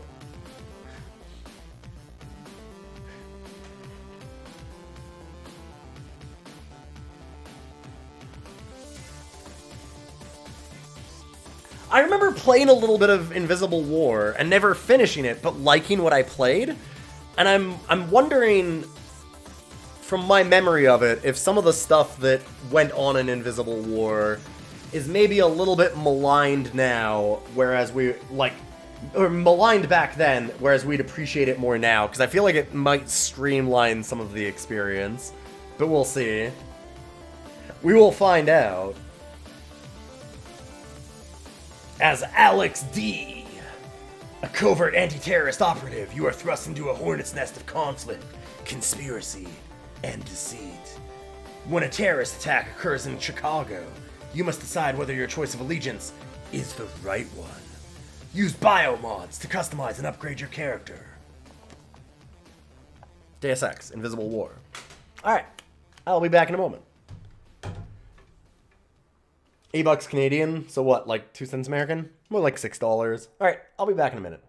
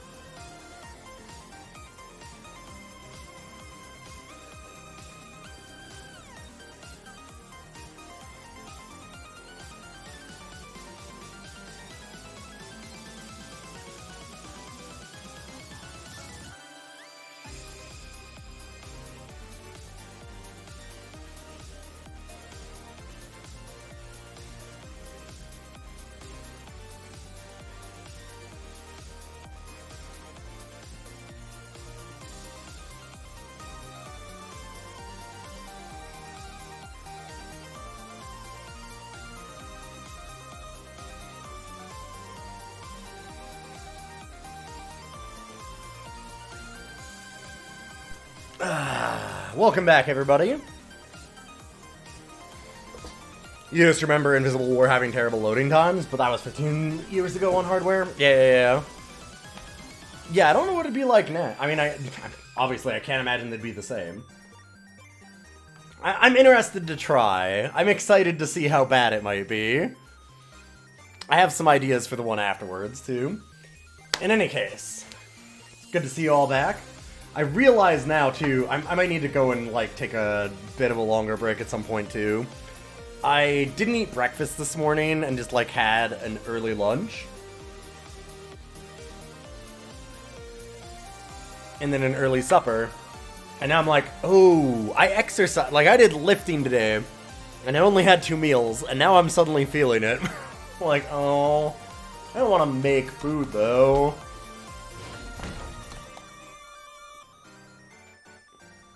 Kind of don't have anything ready. So I'll have to think of something. I mean, this is a keep. I'm not super excited about it, but I think it's a keep.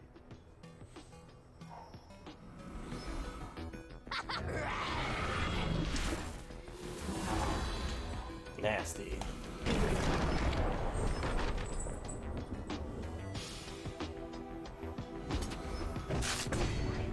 Uh-oh. Man the hatches! He comes!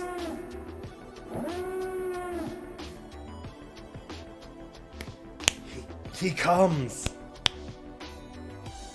There we go. Full start.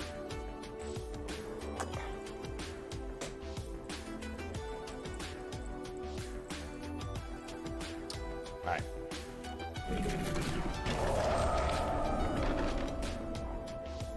Was that the Star Wars klaxon? Yes. Basically. I mean, no. Definitely not. I cannot do... It certainly was not. It was the modified, submarine klaxon that I moderated myself. Don't worry about it. Definitely. Do not sue Disney. This is fair use, fair use, fair use. What did you say? Absolutely was it not.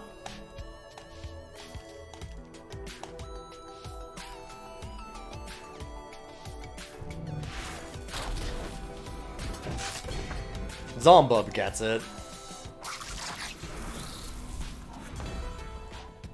I never miss. Oh, hi. Okay. Oh, I gotta lay down a bit, huh? Okay. That's a good boy. Fuck. I really wish you hadn't destroyed this camera so that now I can't adjust it, but... Or at least not without it falling off. Whatever. I still love you. I'm wondering if I need to kill that with the combust jet, or if I just wait.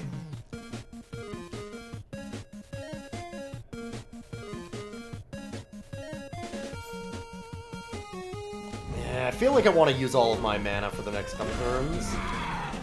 Like, if I can, I'd like to play Cauldron Captain, and if not, Yona's Fury Dairy Maneuver should take up a lot of it. And they got... Oh, come on. Wow, that is...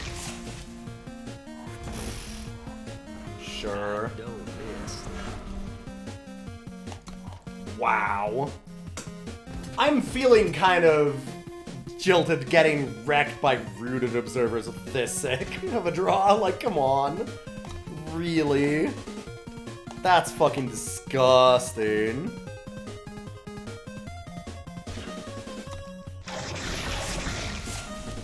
What an incredible bunch of hits. They've had one stealth unit. Okay, at least they've got more than one.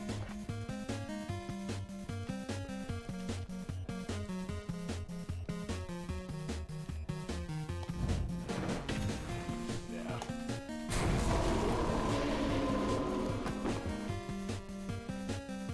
I think I'm probably just blocking here.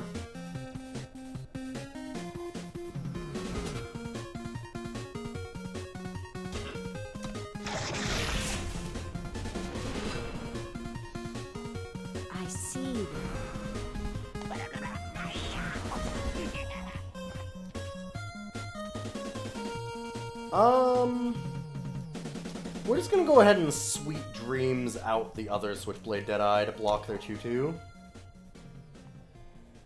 We still got a really good chance of winning this, surprisingly. Just As I say, as they immediately top deck the nut. Fuck, that's so sick. I never miss. Could have been worse. Still. Ooh, hello? Hey, Tens. Congratulations on spanking me earlier. Come on. Please.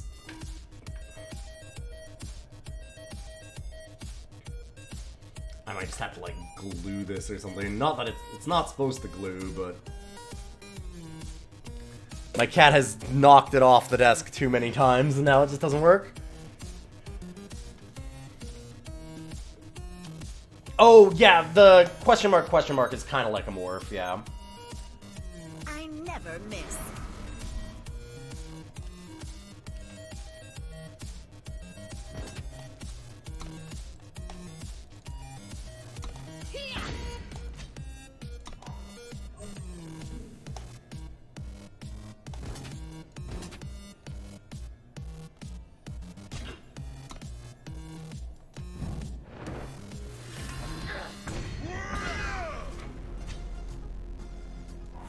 Need a primal. I know I'm asking a lot.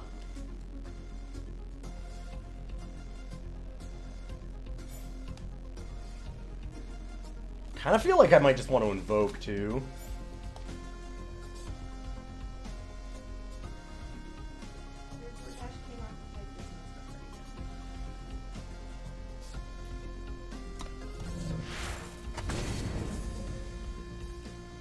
I have no idea how. Yeah, I don't know. Okay, well, can we just discuss this later? Thank you. Like...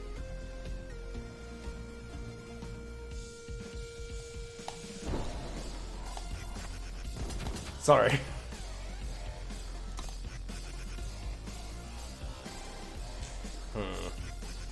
This is a real problem. Just keep moving. We can do a fair bit of damage if they have nothing. No, it's around here yeah. somewhere.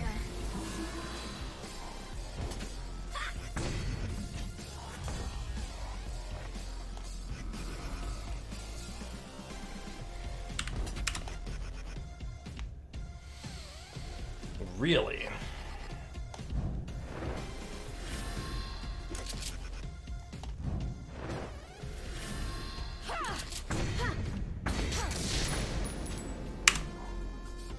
Technically, I'm not dead. There we go. They needed to hold back. Oh my god, this is wild. I mean, we've got to stun that, right? But the Inscribe is what I need to play the Dark Talon. Huh.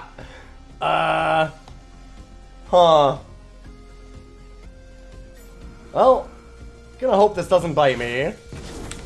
I probably just win if I stun. I know, I just find it really, really funny.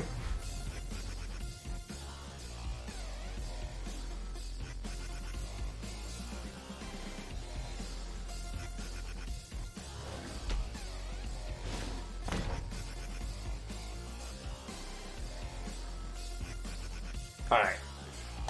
Give me 30 seconds, I just want to go and talk with my lovely wife, Tanya.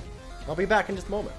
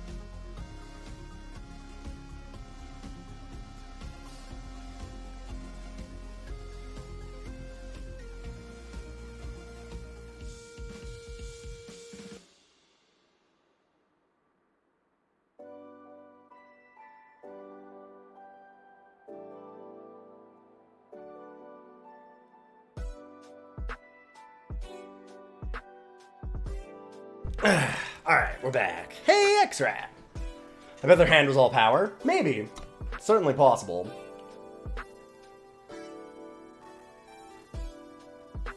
I mean, considering they didn't do anything, and instead just died, the odds of that goes up a lot.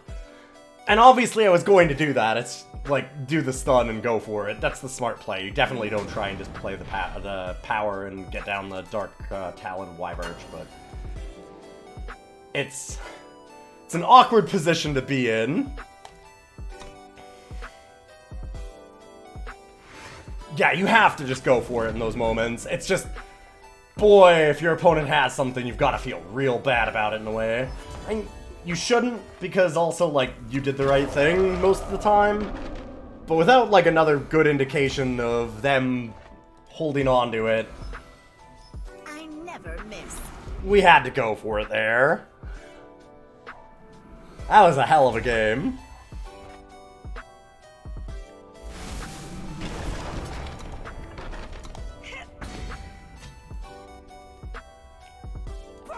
I think this may be the first time that I have paid for that card, but I think that this is correct.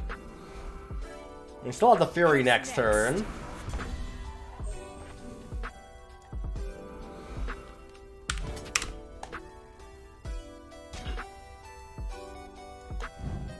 No respect these days from people.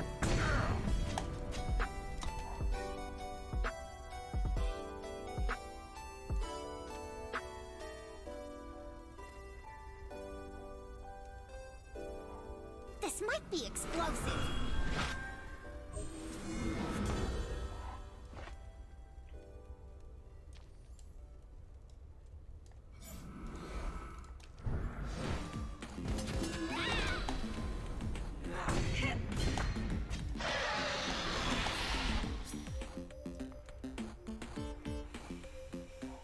You messed with the wrong gal.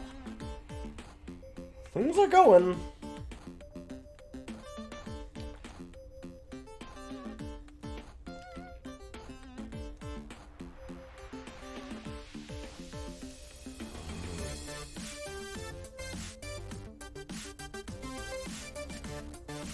Gold-plated revolver.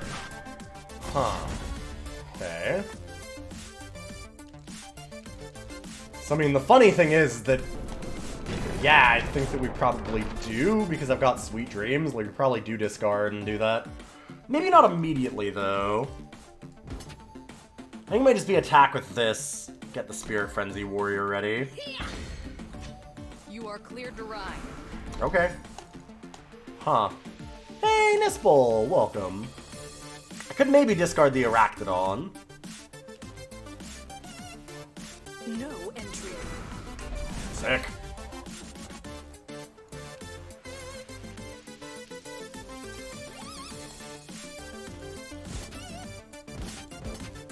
God, I could actually play a Shara off of this, huh? That's kind of rad. Hell, that actually works anyway.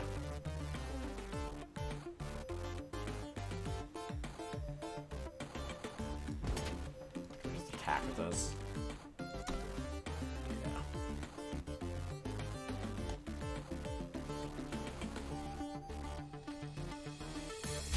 You're gonna block something that I get to Sweet Dreams.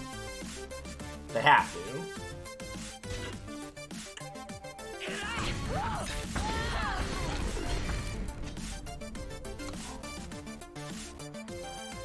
I did want this to die so we could just contract it back.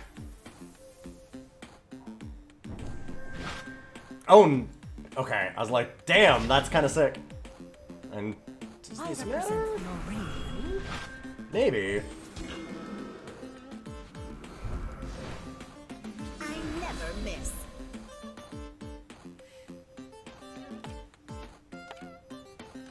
I had to double check that Ice Bow was lethal.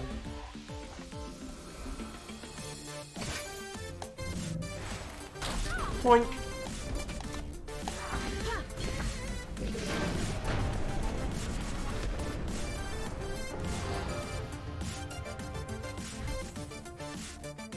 Yeah, Crept was the only spoiler card I've ever gotten between Magic and this.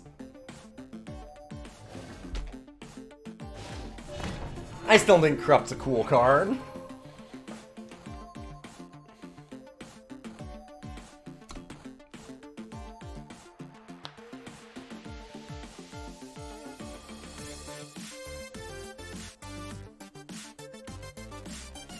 It blew you the fuck out in draft the other night. Yeah, I've had to do that a couple times. It is not a good card to run in draft. It's not a good card to run in general, but man, when it hits, it's fucking disgusting. Took your stolen augmentation? Oh no. Yeah, that's a blowout, because stolen augmentation... Like, that's the -1/-1. Yeah! For those that don't know, stealing that is pretty good.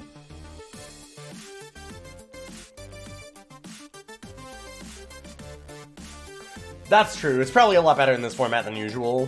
Yeah. Just the cycle of all of the invoke cards makes it way better.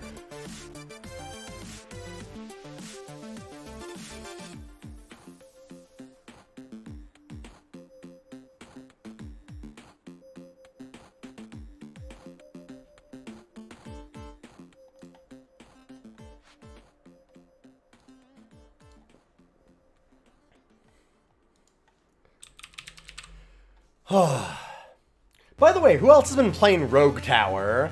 Because, like, it's weird how many games I've been so tuned into the roguelike community, I've decided to, like... I polled people earlier in the year about what games you want to see from me more often, and everybody's been talking about, like, do more roguelikes. Please do more roguelikes. Roguelikes. So I'm like, okay, I will absolutely... I'm on board, too, because that's already kind of where I've pivoted a bit, and I'm like, I really like roguelikes. And I decided to follow all the Reddits and pay attention to all that. I haven't heard about any of these things until they already started. I did get in pretty early on Vampire Survivors, but man, I didn't hear anything about Rogue Tower coming up. You haven't even heard of Rogue Tower.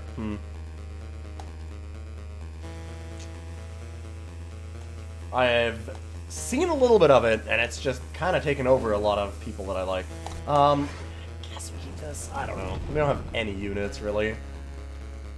It does have all of our colors. We are on the draw. That's the hope.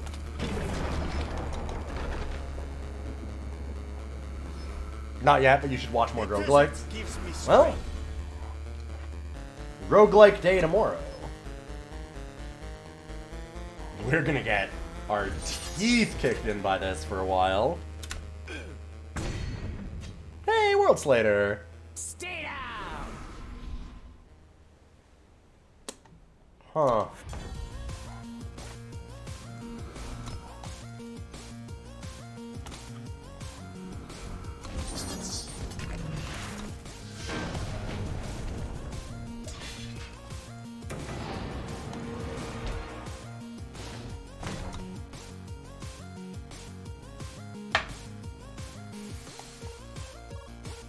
Sometimes you just know.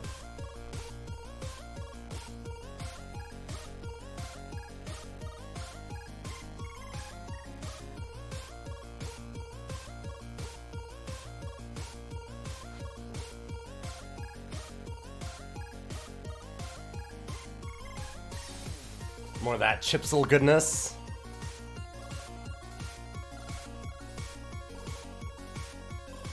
Oh, this is from Super Hexagon, I think.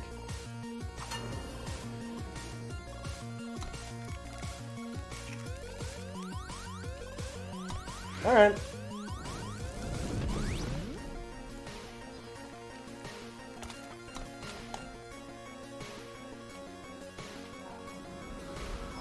Yeah, classic Monk just being random 15 damage. Path of Champions and Gunfire are born for roguelike. I've played a lot of, or at least a decent amount of Gunfire. I have not played or even heard of Path of Champions. What's that one about?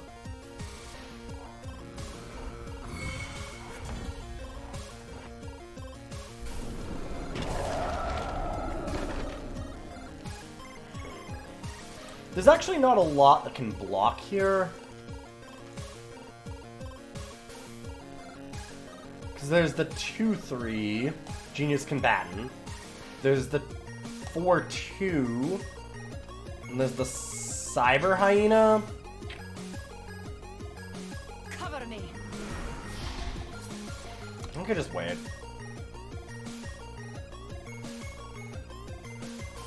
Oh, is that the Legends of Runeterra roguelike mode? Okay, I didn't realize that.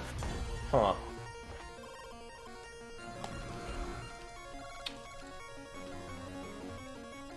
Okay, yeah, this is definitely them not really having anything for it.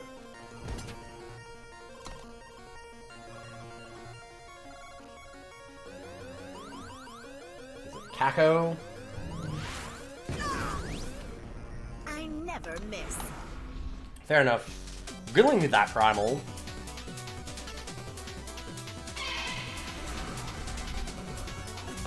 We know it can't be the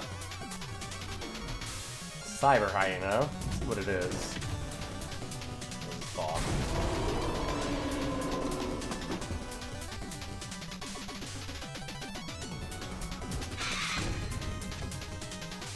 Break the barricade. Oh, come on, man! Game! Game! Ah! Ah!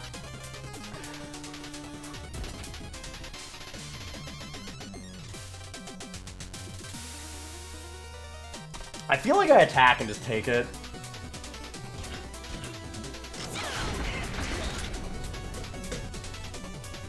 What? Really? Why? What? Are they just watching? Do they know? I mean, they're not. They're playing way too fast, but like...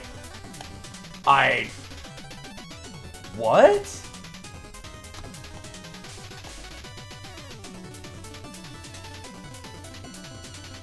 Huh. I got sweet dreams.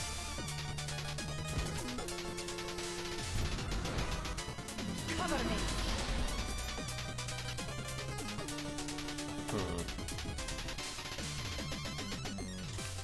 God, if I had the actual primal for that, that'd be so good right now.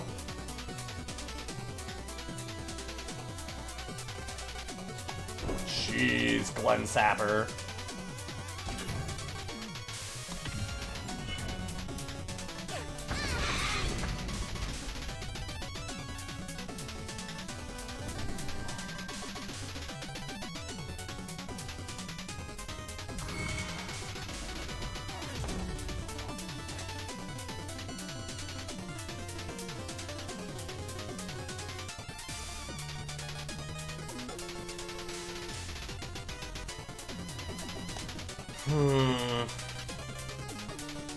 We'll be free yet.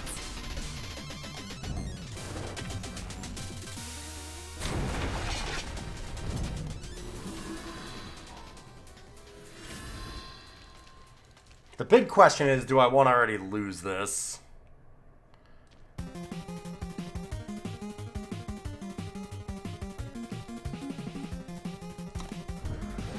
I think I'm okay with that.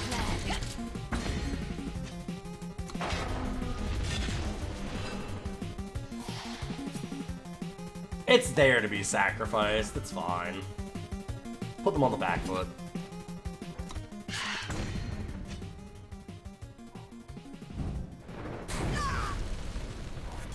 Okay.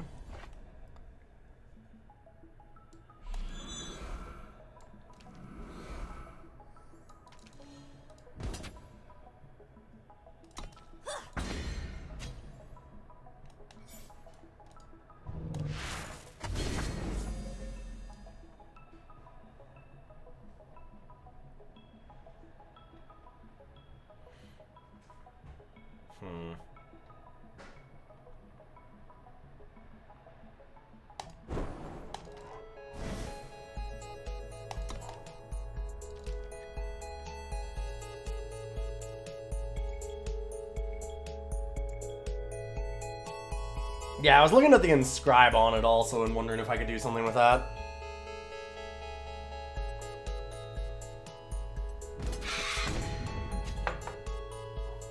Fly, fly! Don't miss. Bah.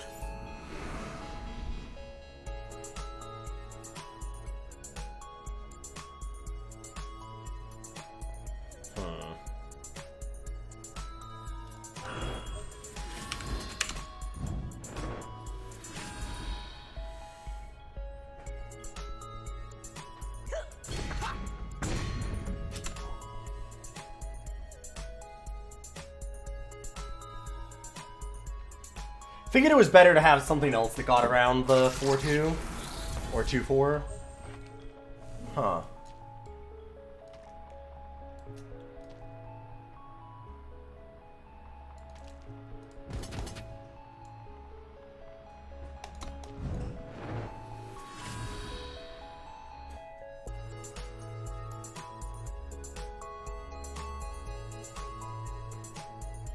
How big are the Sapper tokens?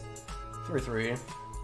Be 4-4 with this, I think. 1, 2, 3. Yeah.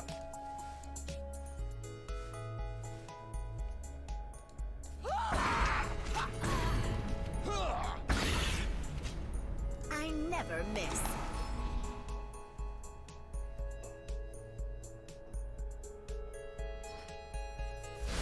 Whew.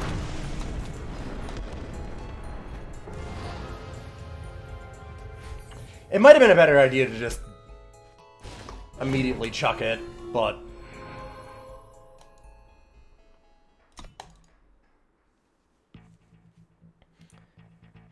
it was close, but I got there, yeah.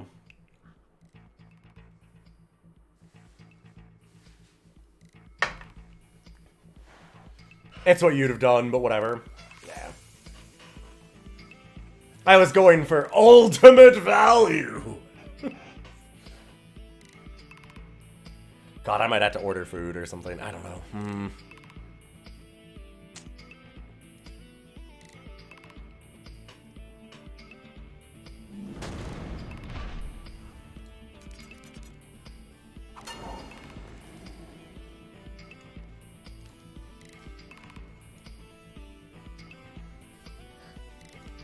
Didn't make dinner tonight. I skipped breakfast this morning is what happened. I ended up staying in bed for a little bit of extra time. I had a lazy morning. It was good. But it also meant that I didn't eat, I had like a brunch rather than a lunch.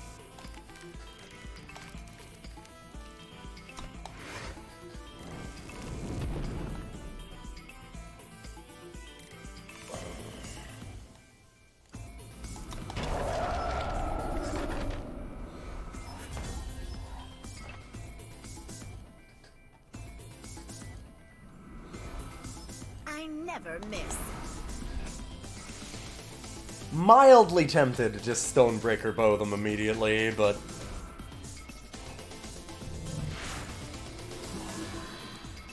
probably fine.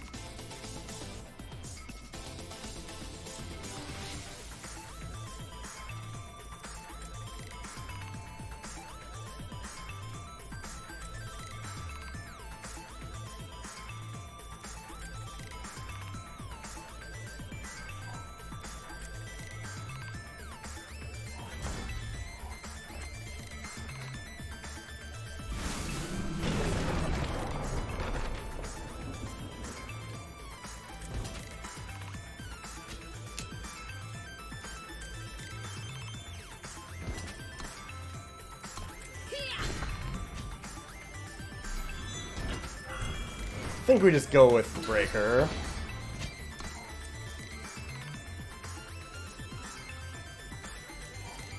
I can call the hit and Iona's Flurry. I keep on wanting to say Iona's Flurry. Furry. Fury? That's what it says. It says something. Come on, you know you want to block.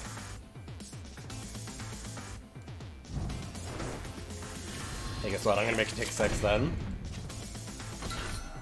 And by 6, I actually mean 8.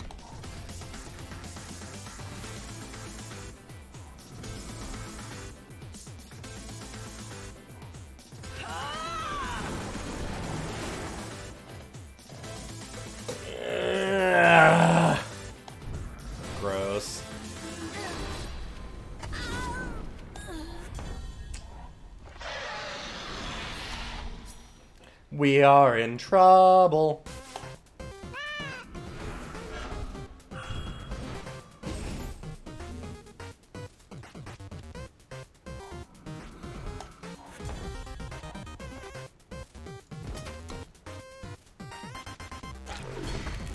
Just keep moving.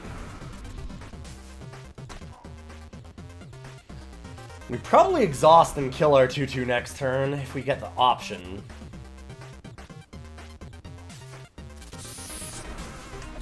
Endless possibilities. That's an issue. Or... True freedom.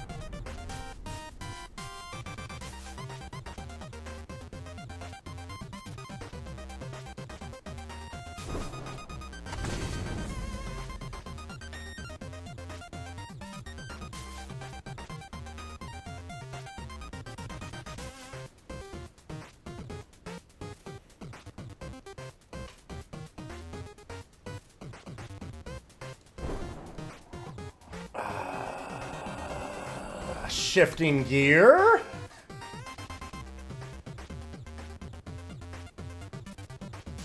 Huh.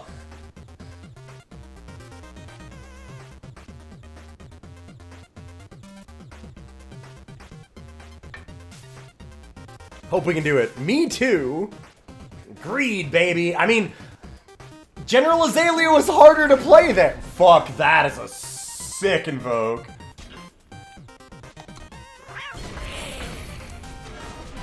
If they immediately hit it and get this, I'm gonna be mad.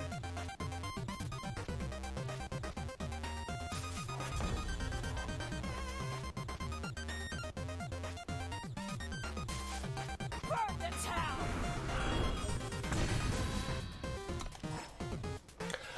Fuck you, game! God damn it! Please.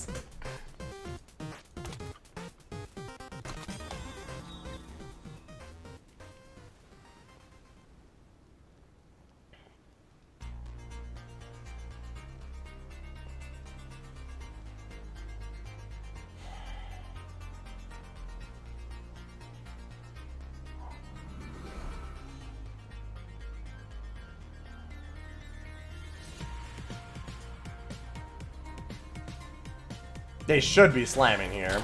Oh, okay, what is the problem? What's the holdup? Yeah, like...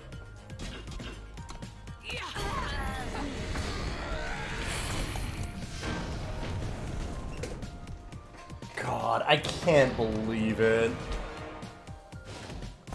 The throwaway Zydo plan for no value works out instantly. So fucking sick. Oof. Oof. Damn.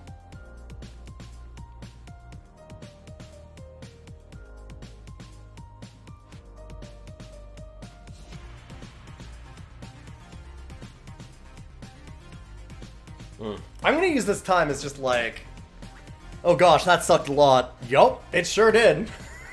It wasn't great.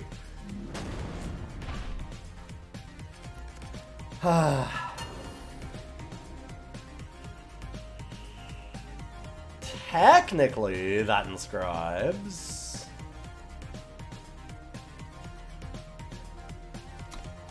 I'm gonna keep this.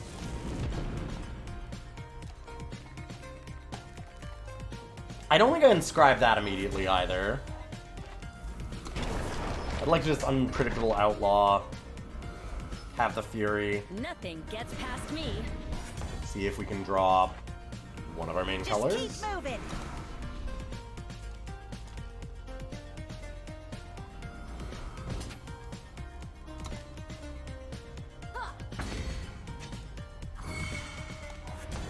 Wow. Yeah, we're in a lot of trouble already.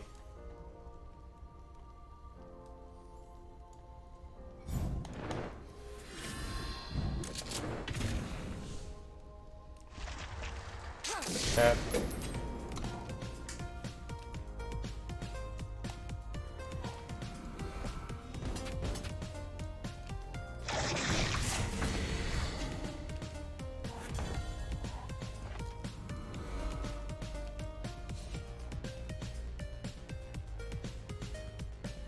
You're not on the list.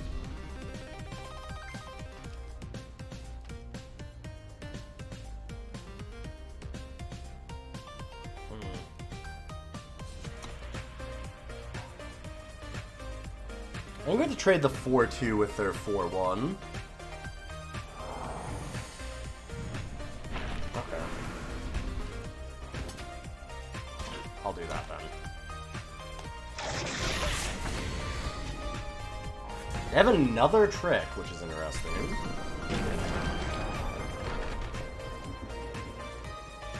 Just keep moving. I'm gonna get both of these down because we really want tandem training to happen. Plus, we have Sweet Dreams to buy one of them back if something real terrible happens. And the Jiren Yeti gives us power. We can also just use that to trade. I help where I can.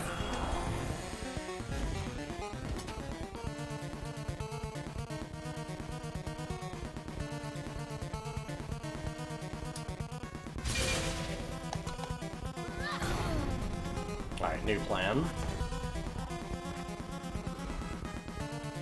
Fuck, without Overwhelm. Right. Right.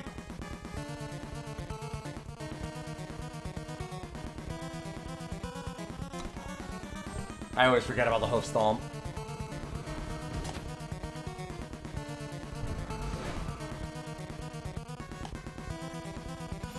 They have another trick? Well, that one seems okay. Question is, do I want to try and double block here? I feel like I have to eventually. Like, we know they have something.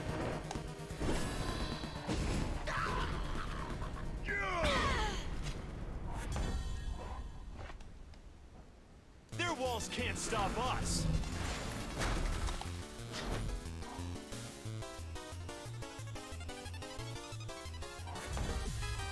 Come on, game. Hey, Hoof Stomp's a real cool card, don't you think? Yuck. Hey, it doesn't matter, opponent, please.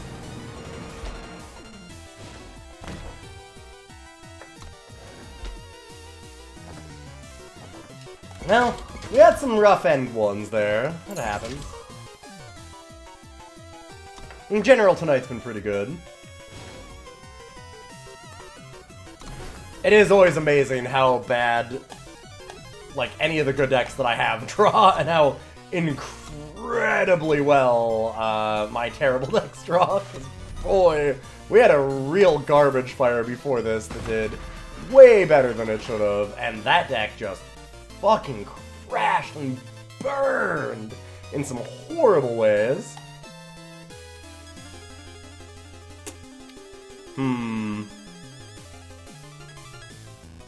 Free Fire is certainly interesting.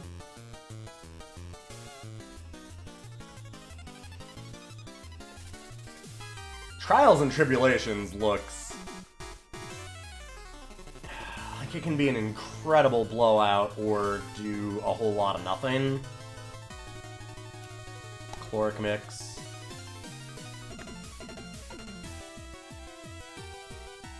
Been a lot of games without been a pretty big swing. And you can set some stuff up for it, for sure.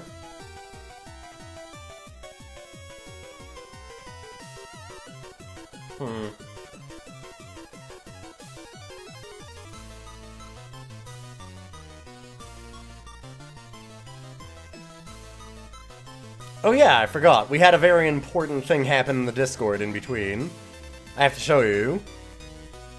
Clyde Nap. Is that a heated blanket? Oh, that's... What a sweet boy. Community Cat. I currently have a little torpedo here. Hey, buddy. You okay, bud? Aww. You look so sad.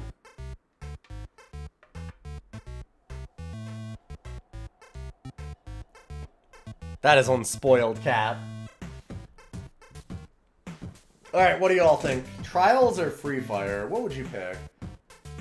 Or what would you pick from this pack, period? I'm not necessarily saying that I'm gonna pick what you choose, but I'm interested as to what chat would pick here.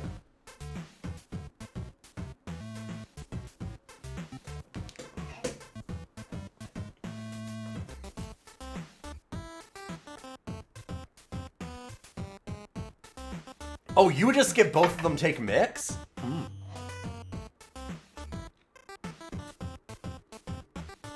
Somebody else take bang.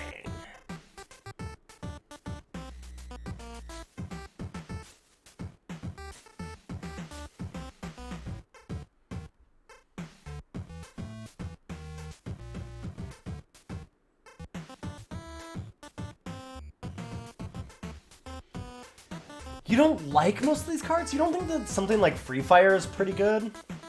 I don't know, that Invoke is always...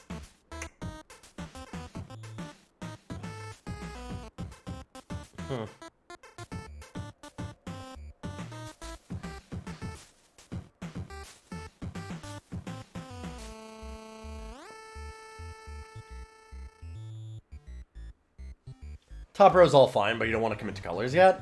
I mean, you don't have to commit. Just because you grab it doesn't mean that we're committed to it.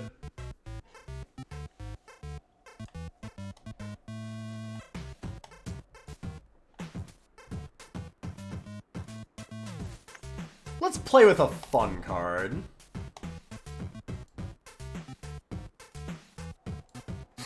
Well. Look at the egg all over my face.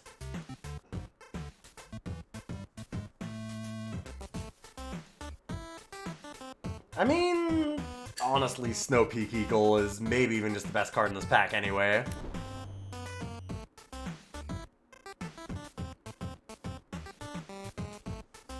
Namora the Pure.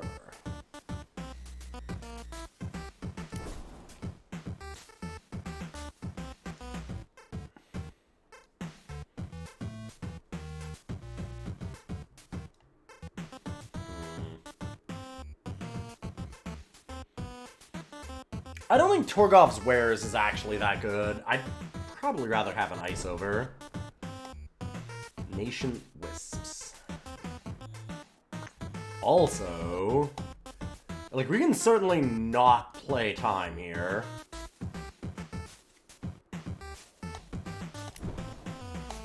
If Captain's coming around, that's a sign.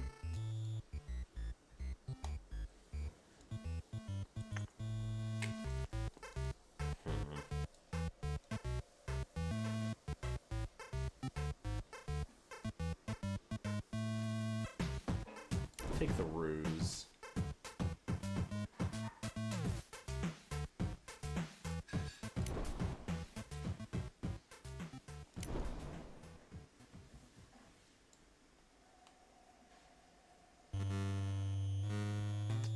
Fixing there, Dive Bomber is a possible payoff into green.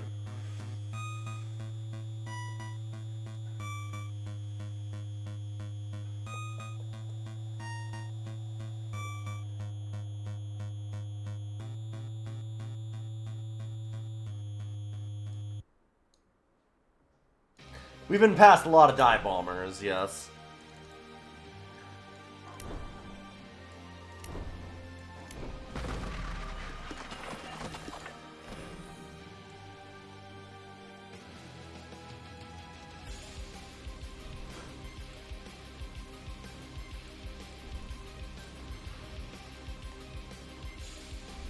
Did not want to do that.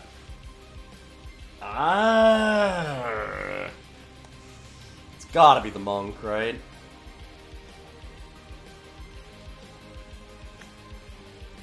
Freight Ossuary is pretty cool.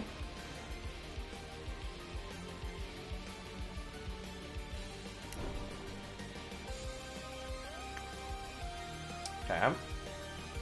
Stormlinks, Crystal Guard, Frontline Healer. Well, I'm getting my choice of Elysian cards here. Still think I take the front line.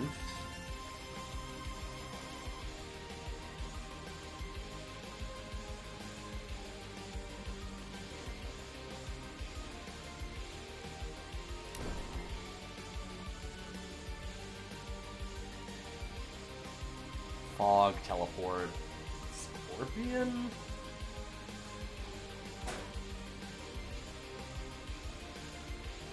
Do not want Cloud Snake. Yeah, I think it's just gotta be Fog, just to make sure I have 3 drops. Lightning Strike.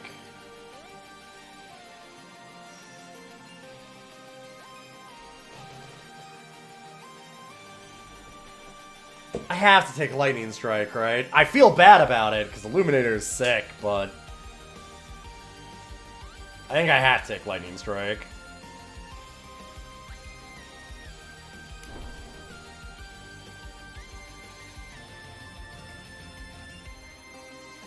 I like Cupbearer, but I'm going to take the Eastwind Herald.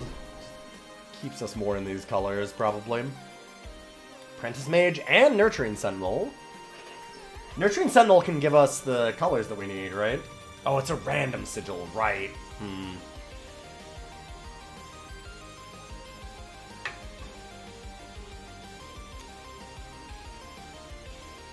I still think Nurturing Sentinel's probably better than Apprentice Mage.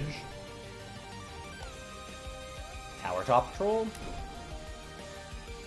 Now we get Apprentice Mage. And a Nurturing Sentinel. We're getting some stuff here.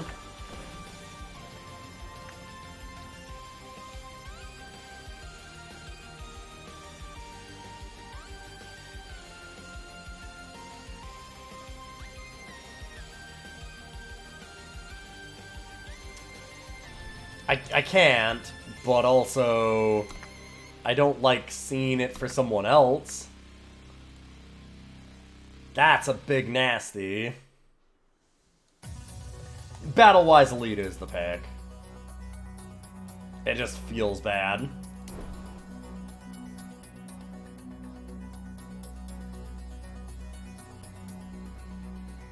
Cyber Hyena. Teleport is fine.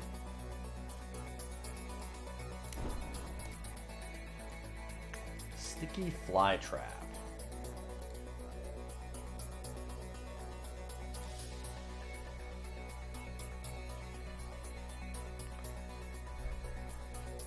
We might need some endgame here and just want to grab Dormant Sentinel.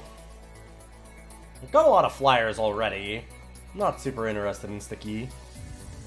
Sticky's kind of cool. Like, it's really nice how it absolutely destroys flyers sometimes. But...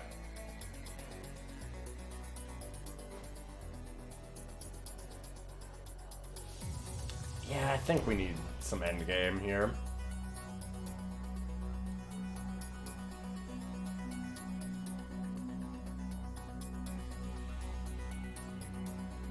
Confiscate?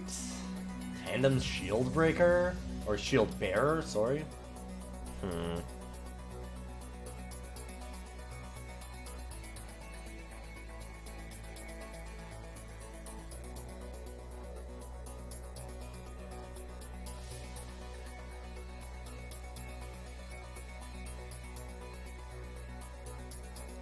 Sandcrawler is the veggies option. I mean, it doesn't make it in the deck, I think, most of the time.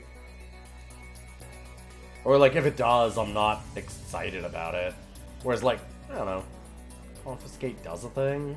None of these really do a lot. Problem is that all of these are kind of bad. I guess.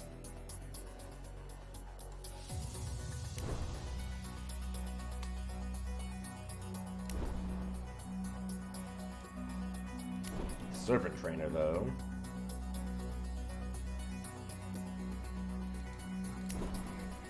Sky Crew seems like maybe a splash. I could actually see Sky Crew getting in here. Cauldron Captain also. I should put both of those out. Because we have Dive Bomber also to go with the Sky Crew if I want to go that way. Should pay attention to that.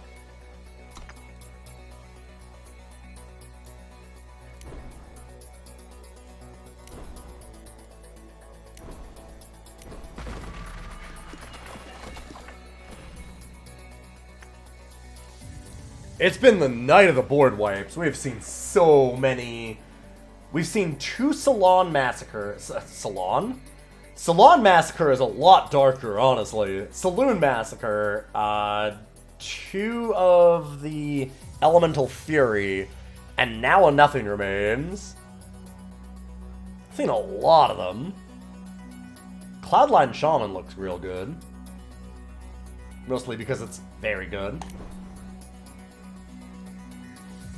Well-known good card.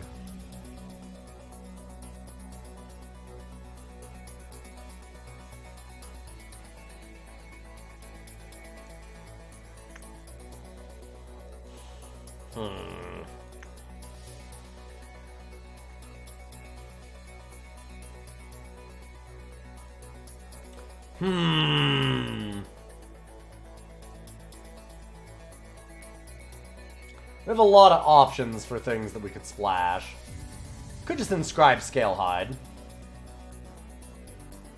That's probably the Veggie's pick, and maybe even correct. Yeah, I should probably just do that.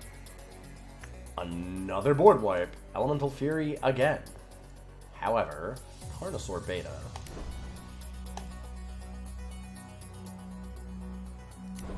Carryax.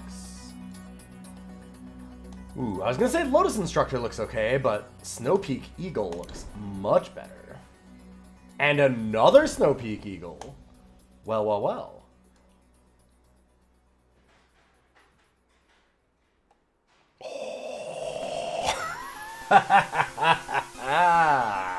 I see. I think we take Chloric Mix. Wow.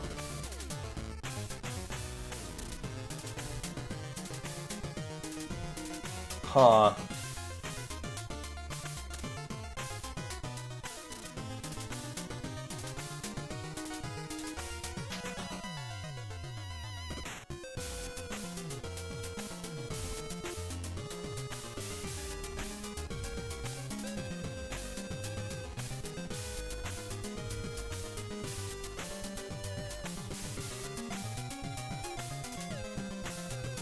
Three 7-drops is probably too many. It's not 3 7-drops, though.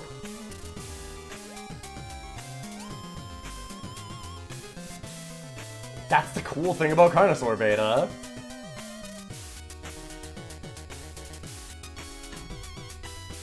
But, yeah, we don't have a lot of removal. Instinct works really good with Carnosaur, though. That's still Chloric. Okay. I'll just take that, I guess, now. I suppose. If I have to.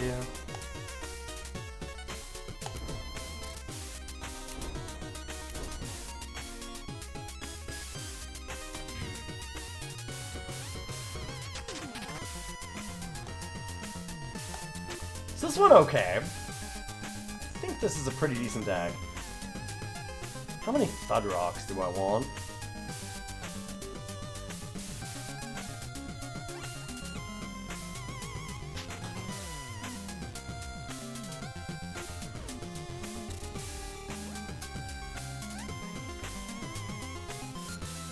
Do I take out Tower Top Patrol, maybe?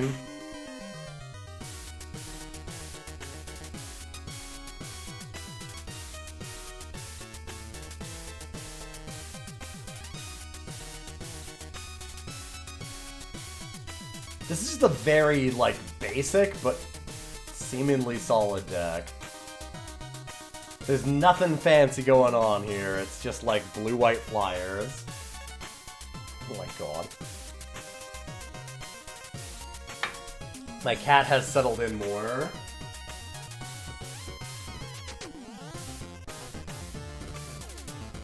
Look at that tail. Oh, buddy. I feel so bad. He sleeps on the floor like that, and I want to give him somewhere to sleep, but every time that we put, like, a bed down or something for him, he's like, oh, what's this in my spot? Oh. But he obviously doesn't like sleeping on the floor, so I don't know.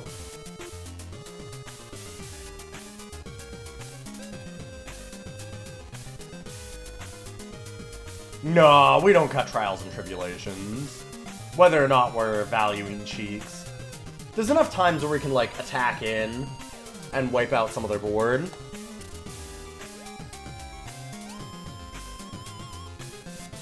3/7s are totally fine. Yeah, especially when it's Carnosaur. Yes, Pathfinder and Rolling Fog are definitely the worst cards. I'm just wondering if I want to keep enough units and...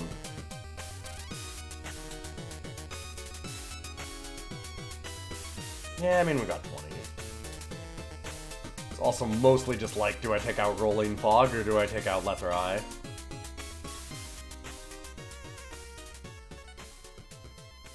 $20 is a lot of units. Like I said, this deck is very... It's very plain, it's very basic, but it's also just like... kinda okay?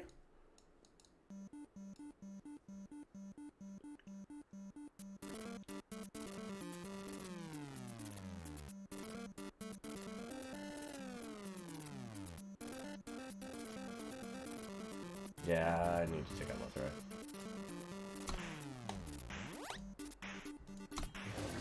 Not that. I just realized that it put a bunch of extra power cards in our deck. I was like, wait a minute. Hold up. Okay, how many inscribes do I have for each? I have 2... 5, right? Oh my god, I have so many inscribes. 5 for blue.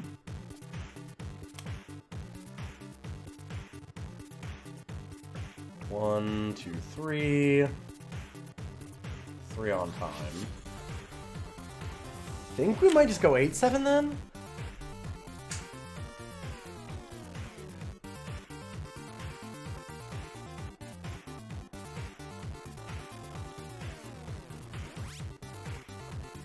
Snow Peak Eagle needs double primal earlier than most of the things need double time. Only thing is frontline, right? And then dormant. Yeah. It's probably not great to do 8/7. I'm just wondering if I should do it the other way.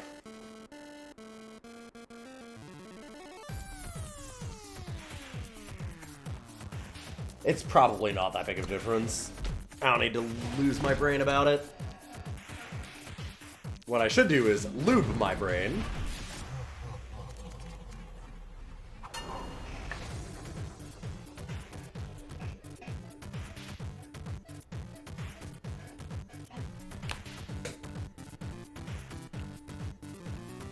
Five is a lot of blue inscribe. I just have a lot of inscribe in general. I have 8 inscribes.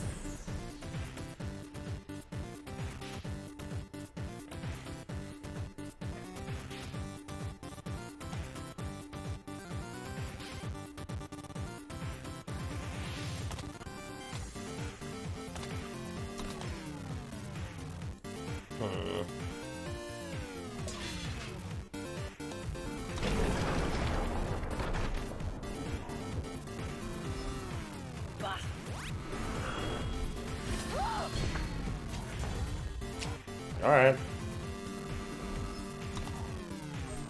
Lost in Thought is a much better card than Ice Over. That's why I kept it.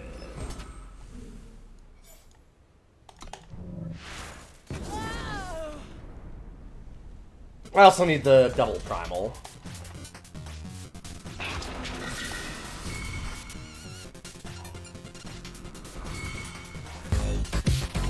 Hey, Adorkable! How you been? What are you playing tonight? What's up, friend?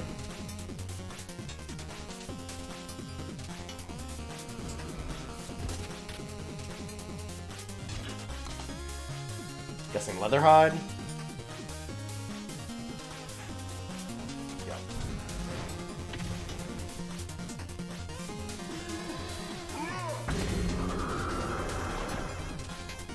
Your journey ends here.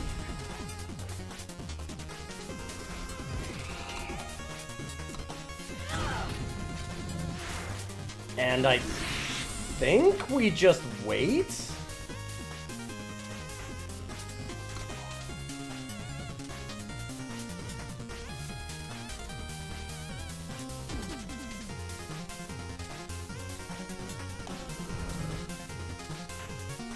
I'm gonna use it because I priced myself in.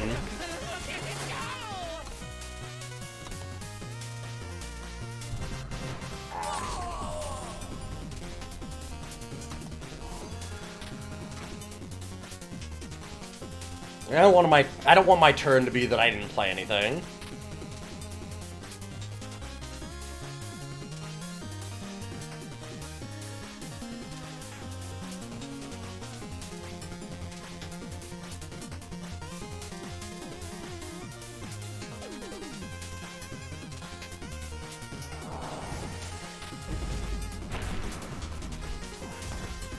Now we get to hit for 5, which is kind of nice.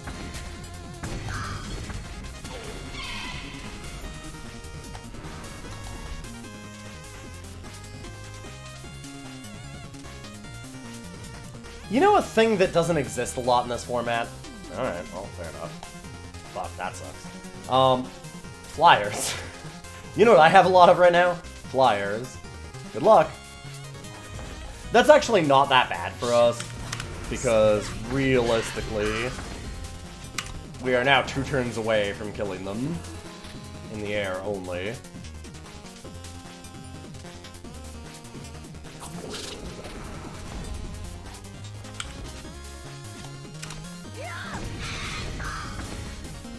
Yeah, I don't think they're winning this eavesdrop or no. That eavesdrop didn't really do a lot, honestly.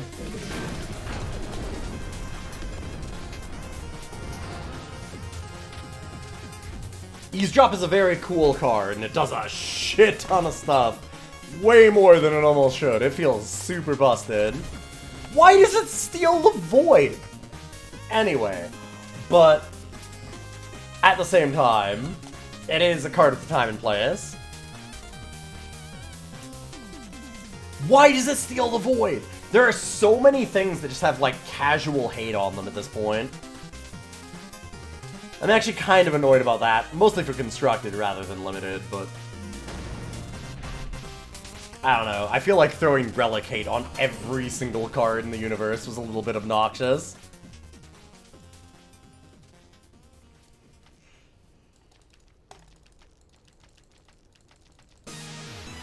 I mean, what are the odds that I draw that much more power?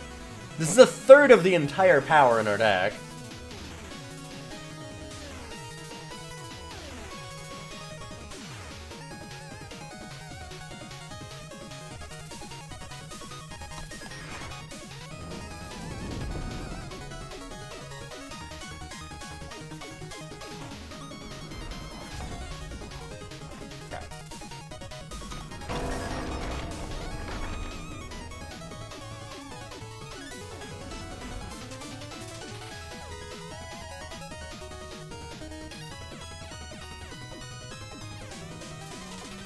Some mischief then?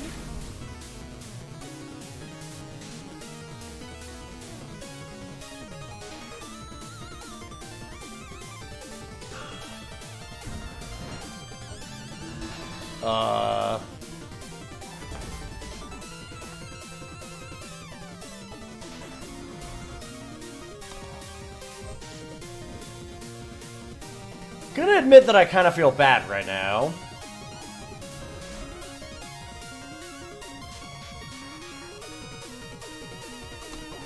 And no attack.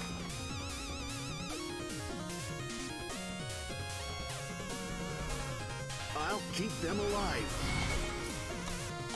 Do I just let them win to be nice?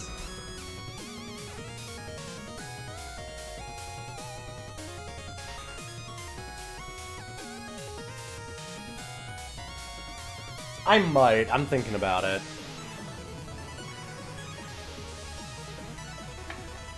Eternal needs new players. Don't think so, it just increases their MMR. I guess. Ooh, see, now attacking was actually bad. God. What a dick. What a dick move this deck is right now. It's like, ooh, you should have attacked last turn. Oh, also.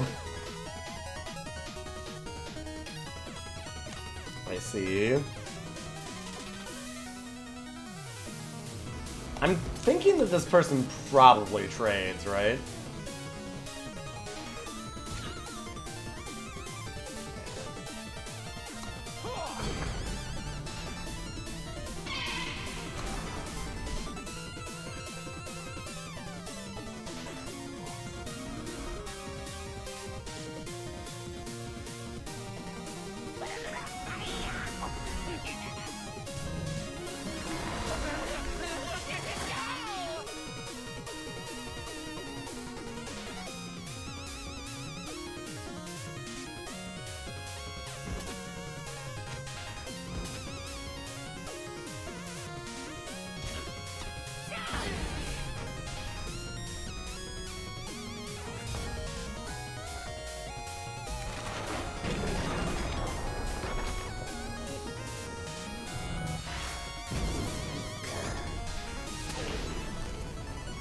desert gives me strength. Y'all are telling me not to feel like a monster, but I kind of feel like a monster.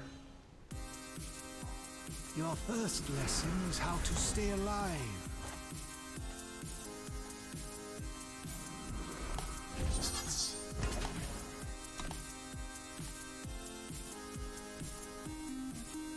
Unrelated, but you tried playing Yu-Gi-Oh! This week and it's not fun in your opinion? Yeah, I see. I don't know. I don't know if Yu-Gi-Oh! Is for me. I'm not really looking for a new card game. From what I've seen of what people talk about Yu-Gi-Oh!, it sounds really cool, the stuff they did with it. The soundtrack on that game is fucking banging. It's going real hard. It's a wild game. Hey, Slyo! How you doing? Hey, you want to see a real card gamer? The client is good. Yeah, that's a big part of it.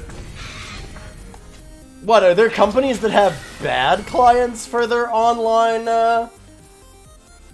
digital, like, digital cardboard offerings? Who would do that? That sounds stupid. Probably nobody, really.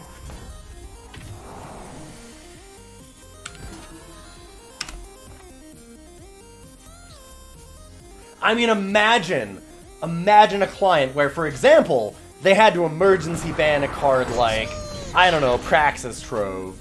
And when they did it, you got nothing. Imagine having 2 clients.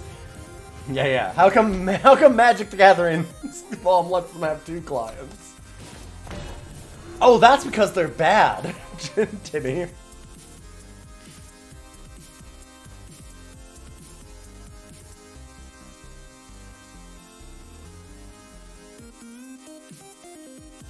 I mean, you got a gold refund. No, that's what I'm saying, it's 10s.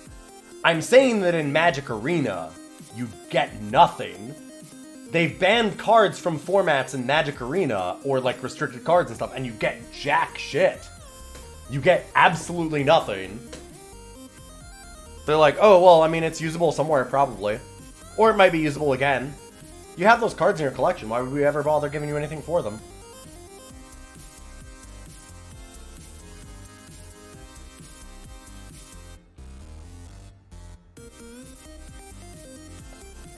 Like, you could spend all of your, like, I mean, they don't even have Shift Stones, so it's already worse than that, because it's a worse system than Shift Stone, but imagine that you spend all of your Shift Stone crafting a, like, Legendary, get 4 of them, and then immediately get nothing. I mean, to be fair, like, the 1250 refunded internal is pretty much pittance. I mean, I don't agree. It's not a lot. But also, it's not like you spent a ton on... Like, what are they supposed to do? It was an entire... Like, the card's not totally useless anymore. You can still play it. And it is a small part of a, like, entire set that you bought for 2,500 gold. Like 12 cards or whatever. They're giving you 1,250 out of it. It's fine. It's more than fine. In my mind. Like, I mean, 1250 might feel like a pittance in a way, but at the same time, it's something, and Magic gives you nothing. And on top of that, Magic has a worse system for buying cards, a much worse economy for, like, buying packs, jumping into drafts, doing, like, absolutely every part of their economy is worse. When literally everything is, like, just daggering you a little bit. It feels real bad when they ban cards and they give you jack shit. This game gives you a lot of stuff. Like, here's an example. We'll just put it this way. When I did my 5-year partnerversary in November, I was like, you know what? Okay. I will bite the bullet. I haven't in 3 years or something, 3 or 4 years, I have not touched Magic the Gathering. I am gonna download Magic Arena, and I will play it for the partnerversary because that's what I got partnered on. I played a lot of Magic back in the day. I should probably just try and do that because, hey, you know, there's a lot of old people that deserve to have a little bit of fun, and I don't like Magic that much anymore. Well, or at all anymore, but I should just do it as a shout out to all the cool people that have been around for a long time. And I downloaded Magic Arena, and I started it up, and it wouldn't let me connect my account, because apparently it was old enough that it's decided that my account was gone, so I'd have to, like, do all this work to try and reconnect it, and I went, fuck, whatever, no. And I was, like, I'd have to, like, call them on, like, a helpline and everything. I was like, fuck this. I was, like, looking into it, and I'm like, God, this is gonna take me, like, an entire day of work just to get my account back. So, like, I'm not gonna do that. So I'm like, well, okay, what's it gonna cost me to, like, just jump in, play a couple games, whatever. And I jump in, they have their mandatory tutorial, and I skipped it, went ahead, and I look, and I'm like, okay, so what do they give new players? And I look, and I go,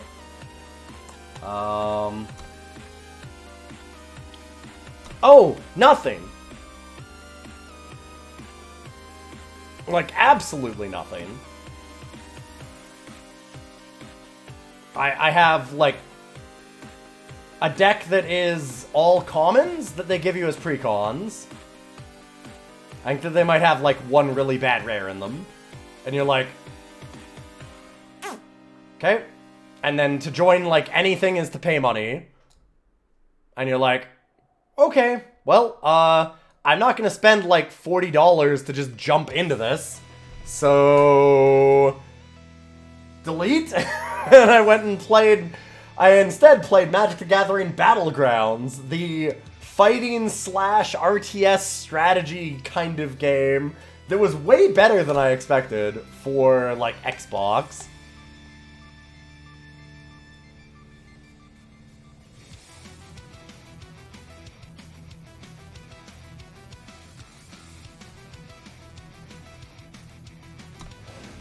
Battlegrounds was the choice. It was so good. It was super fun. I was surprised at how fun Battlegrounds was. Battlegrounds was a blast. It's been a long time since I played it, and it's really good. Yeah, Engulfing Flames! Engulfing Flames! Engulfing Flames! Oh, fuck. I kind of want to play Battlegrounds again now. You can tell me to play Magic Legends, but decide to delete it instead of improve it.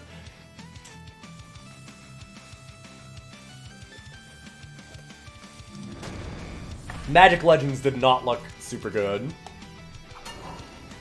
And hey, if you still like Magic, more power to you. I'm glad that the game is satisfying somebody's needs. It sure wasn't doing for me, but, you know. Was Legends the MMO? Yes? It was like the Diablo clone that had no classes and no abilities.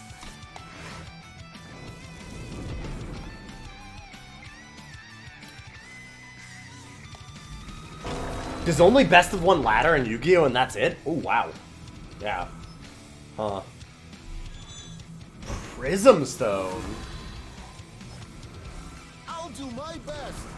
Okay, please don't die, because I don't want to have to invoke this. Or inscribe this, whatever.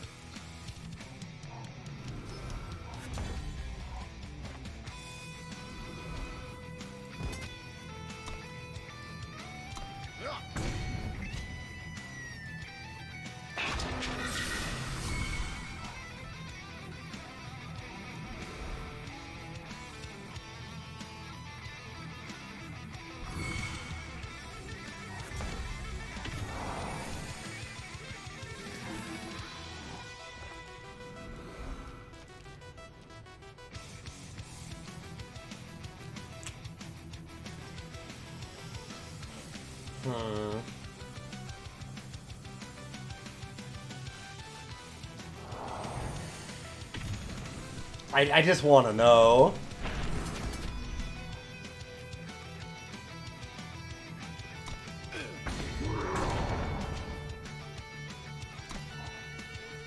I can get to wait on Rolling Fog now.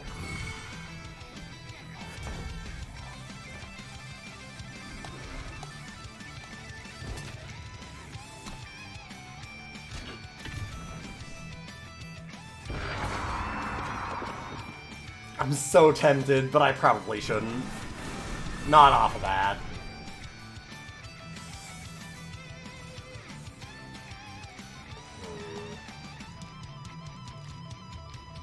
I'm gonna wait.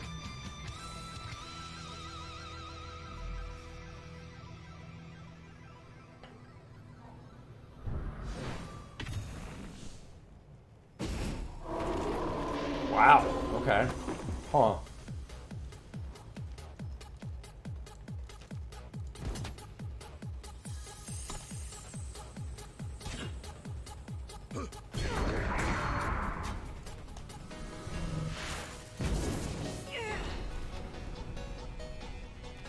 The desert gives me A light in the dark.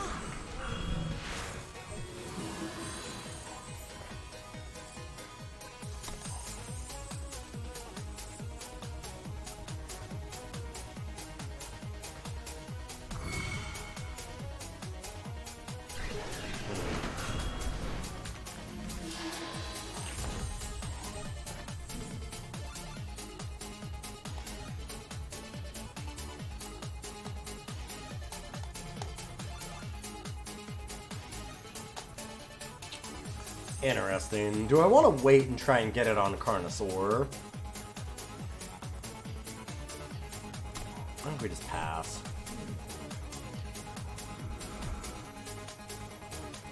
Magic the Gathering is wild because they know they can just kick dirt in your face at this point. Yeah, they can. I kind of... Honestly, watching from the outside, I kind of love how much Magic is just now like... I mean, suck it down, nerds. Obviously, you'll just let us do whatever the fuck we want, so... Wow, that is a lot of stealth.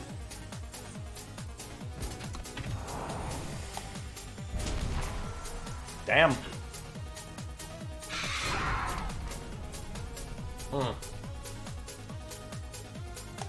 A gift from the east.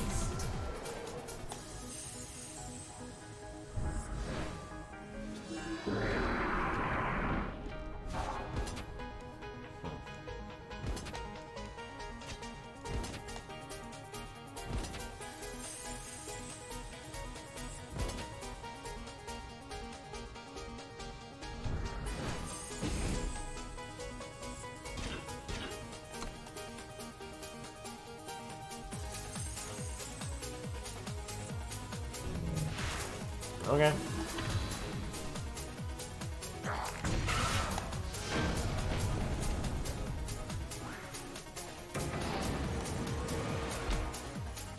Yeah, Yu-Gi-Oh! Seems wild. It's just, like, turn 2 kill off turn 2 kill, turn 2 kill. It feels like it's always just the most broken vintage decks in Magic fighting against each other with 0 bans. It's fucked up. Which, hey, I mean, that's an aesthetic. If everything's broken, then nothing is.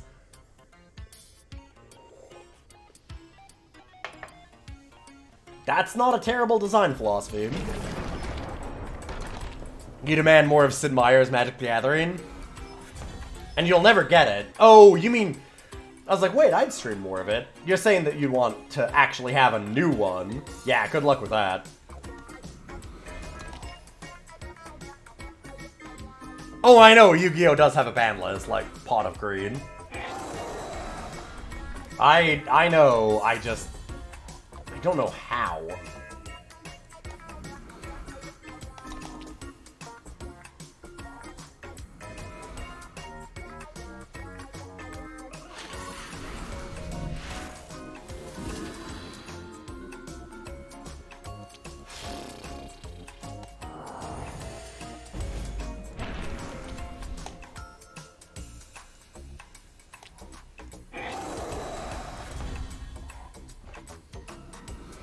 Follow my lead. Man, it's pretty wild to actually see Wild Cloud Snake do anything. I feel real bad if this happens. There is actually going to be a new Chandelar kind of thing, by the way. What the fuck? How is this draw happening? What the fuck? This is... Wow, that is some extreme fucked up draw. Follow the light. Wow. This is the best wild Cloud Snake that I've ever seen in any draft format, easily by far. This is unbelievable. There's no way wild Cloud Snake should do anything like this. Not in draft, not really. Follow. Sometimes you just get everything.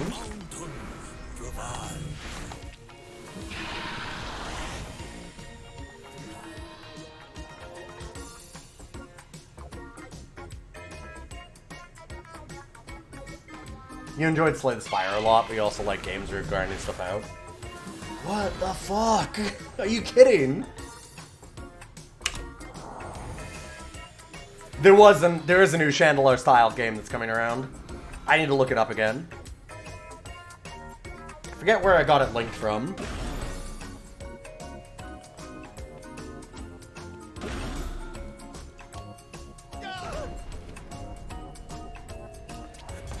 Cloud Snake was not decent even in set 1, don't give me that. But hey, I mean, when you got the absolute perfect nut draw and exactly every card that you need in the right order at the exact time that you need it, you start out with Wild Cloud Snake immediately, and then you hit everything that you need exactly. Sometimes, you just get there. I mean, you just got torched. I mean, not even that, it's just, it didn't do a whole lot. The odds of actually getting Cloud Snake at the time that you need Cloud Snake is so fucking low. Like, what do you do when you draw it after you've played 3 flyers? Because, I mean, is your deck going to have 20 flyers in it? Because it needs that for Cloud Snake to actually be good.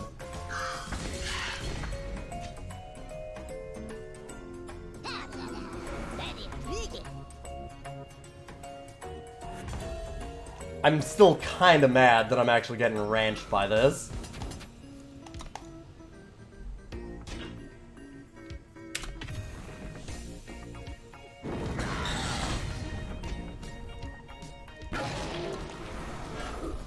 Yeah, during one of the first Expedition formats it was there, but it was just a fine deck. Even then, Wild Cloud Snake was nowhere near the best card in it, and that's in Constructed. That's a world of difference. Brief incursion. Okay, make me discard. Yeah. Like, it doesn't even matter.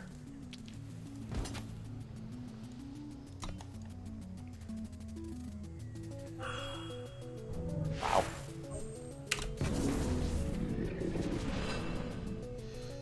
I don't think most of them played Wild Cloud Snake, no. Even when they were just only flyers. Wow. This is unreal. Never seen anything half this good for Wild Cloud Snake.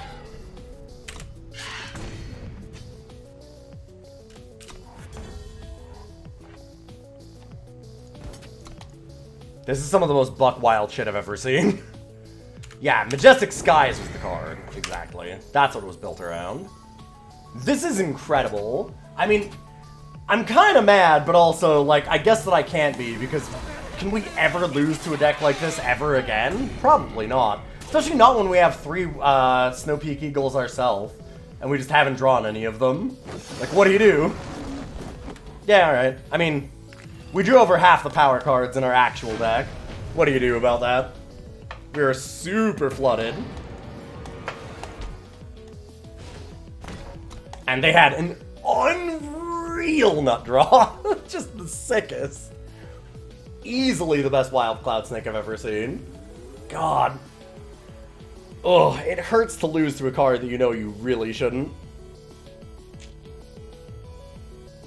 But I'm glad that our opponent got to live the dream, yeah.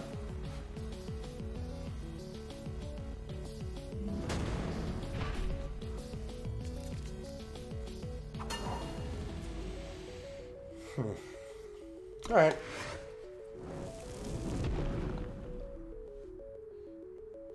Like, even with 3 Snow Peak Eagles and Ardak, and all the flyers that we have, I don't think I'd play a Wild Cloud Snake.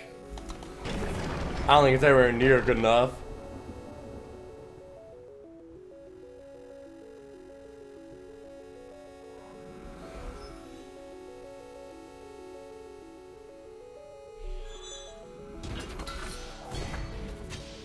Huh.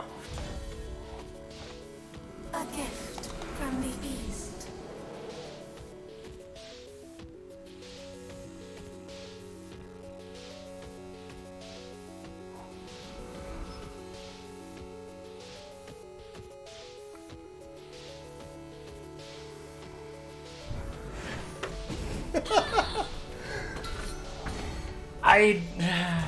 I don't know what to say.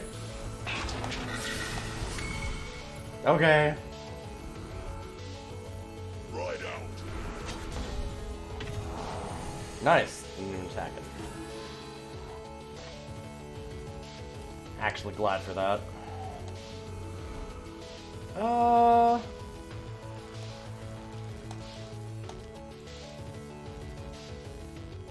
The desert gives me strength.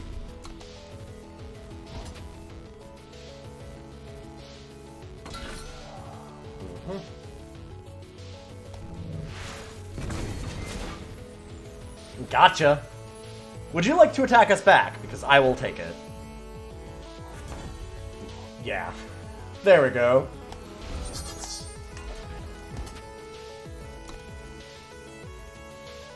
I feel like if they just block, I might just teleport it.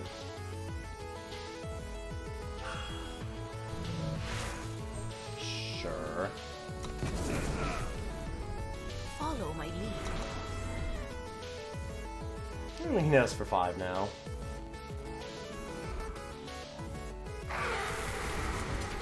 Or 9. I'm fine with that too, even.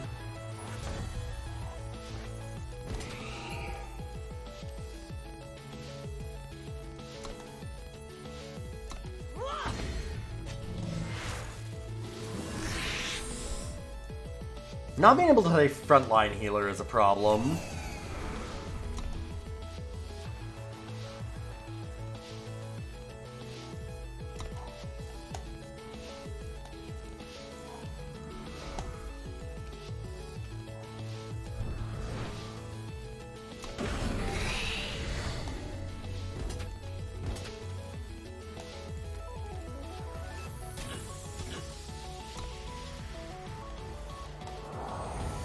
Because that costs 4, right? Yeah. Stuck in their hand.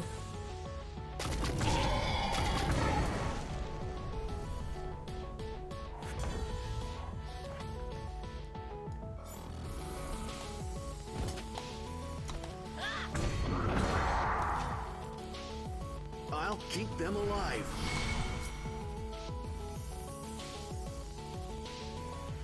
Ride out.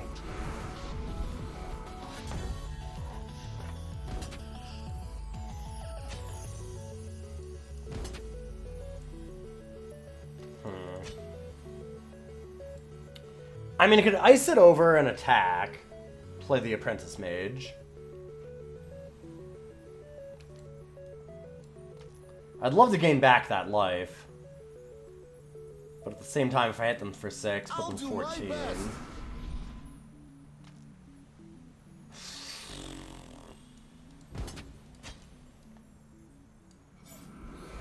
think I go ahead and do this.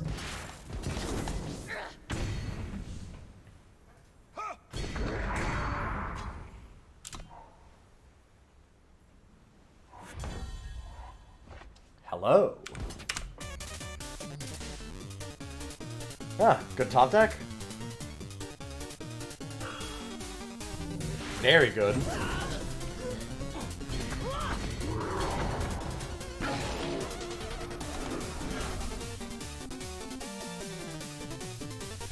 A very, very good top deck. Did they do it again? They do. No, not quite.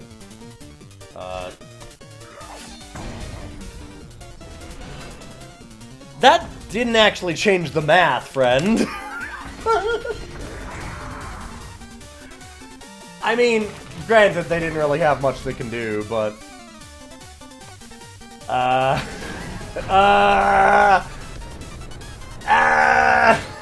That just trades still.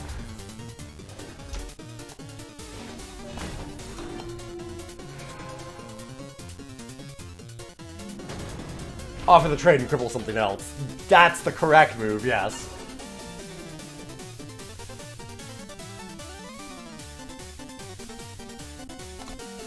Yeah, let's try something else. Yeah, seems better.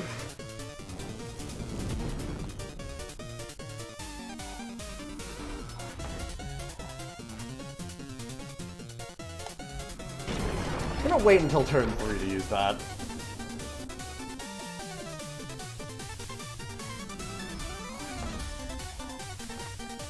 They sort of made my future Carnosaur a little bitch. I mean, A gift from the east. I guess. That Carnosaur will forever remember our opponent. I shall do us proud.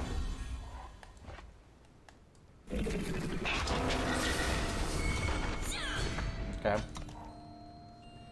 I might regret this, because if I don't get a Primal, but... I mean, I suppose I can scale hide at that point. Just means that it's an extra turn.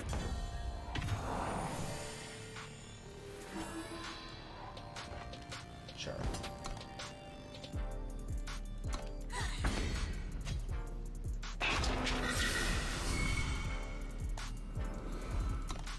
Get another shot at it.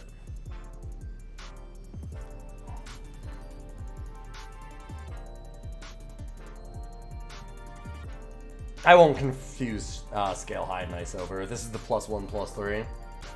They've got very different art, which at least is nice.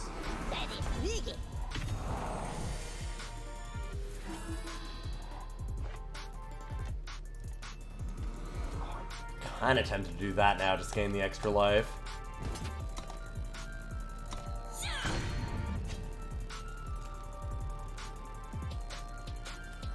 They also have different names and effects, but it's easy to look at Inscribe 3 cost, Fast Spell, and mistake the two. I totally make sense. I can understand that.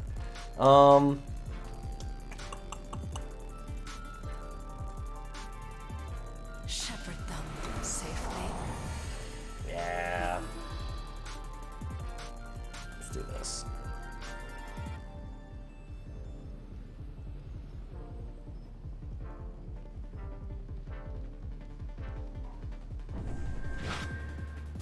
Keep them safe. Wow, rude. Trick? What trick? Find the moment?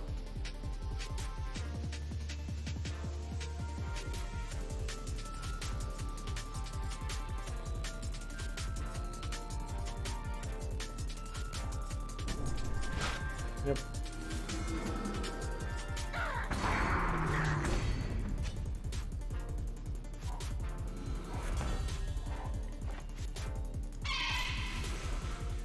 All of that to just get a single card draw doesn't seem like that big of a deal for us.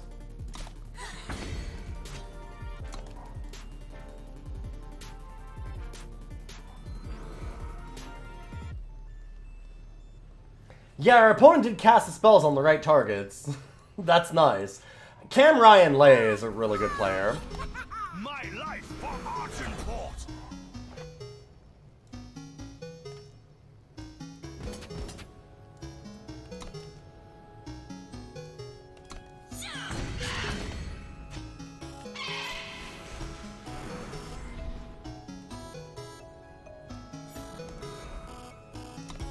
Scrap that one.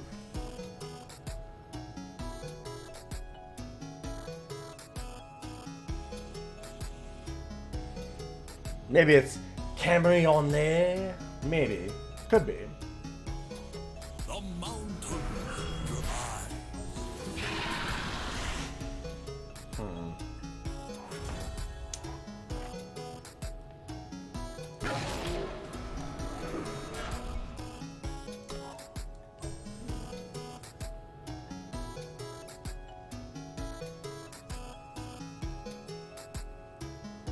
I don't like this game going long if they've got that Sky Crew here.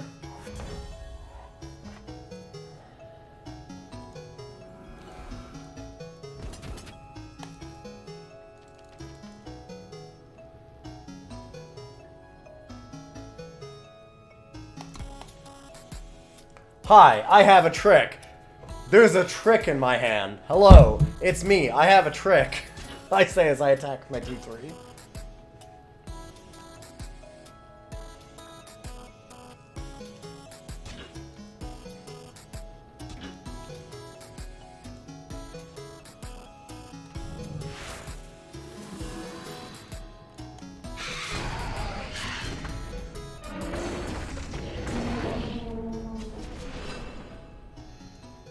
Interesting.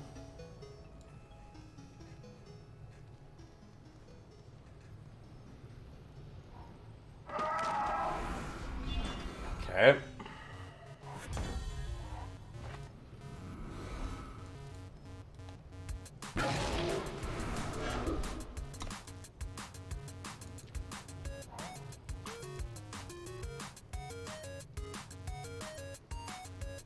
Let's hope they attack the 4-6 without actually pumping it with Sky Crew.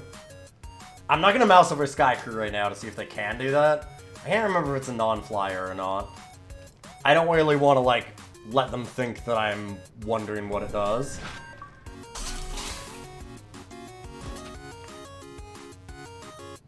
Fuck.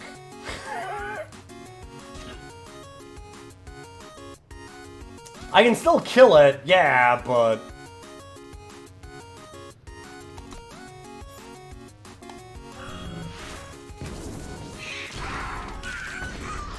I do have to use 3 fucking cards. It's not great. It's far from what I want.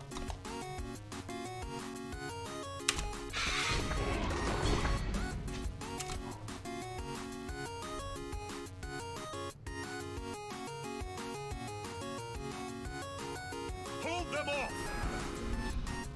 Ugh.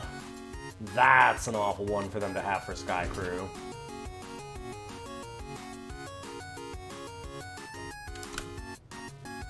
I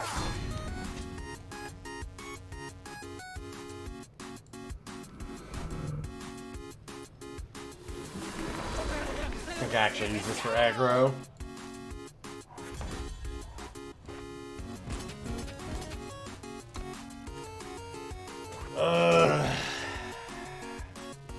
Another power card's really bad. I mean, good news. We didn't play anything depleted. Oh, no, we did play one. Okay. So I'm like, we only have 5 left.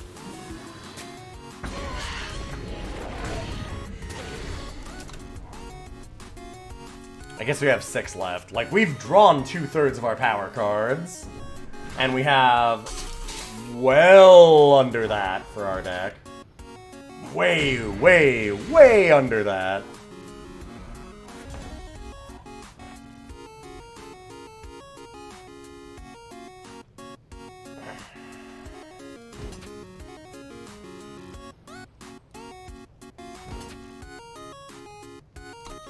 Like, the health is still trending downward. Yeah. Not wrong.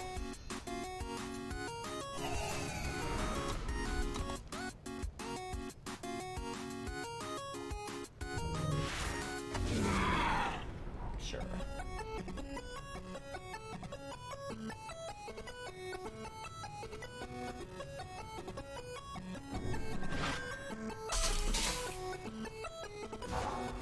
I do have a dinosaur.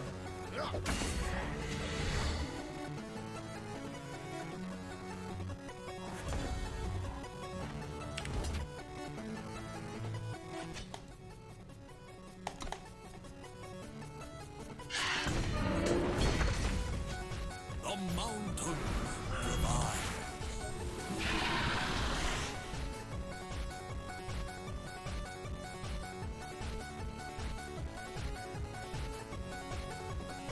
Opponents also had a lot of power, to be fair. I guess they've actually used 3 different inscribes, though. We've only used 1.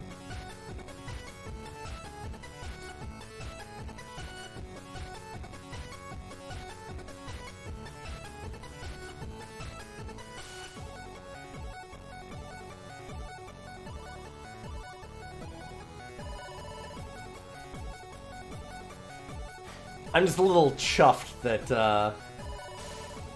like I said, I'm kind of stuck here with, like, I drew another time sigil while I have 9 power out in a deck with 15 power. It's like, come on. Come on. Even if it looks like we're winning this.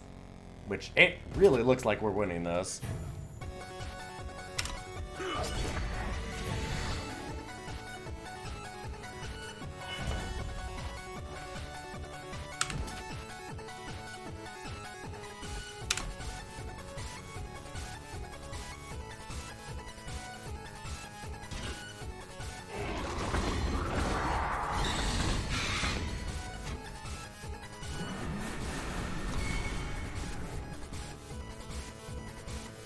We gotta hit that Carnosaur eventually, right?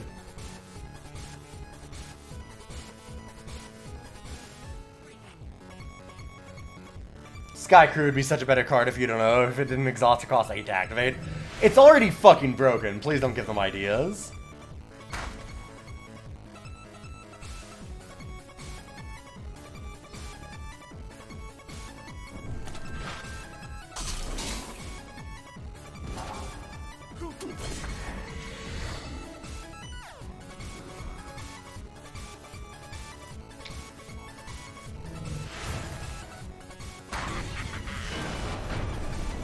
They did the right honorable thing to do. When you're about to die, take a snowball right in the forehead. Also, yeah, this song is very much tappable. Chipsel does incredible music.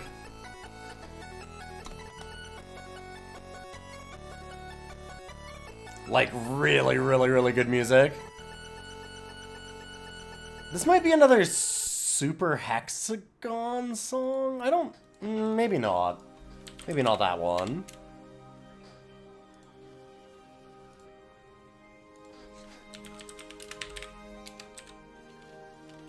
Let me see. I'll play the whole Super Hexagon OST.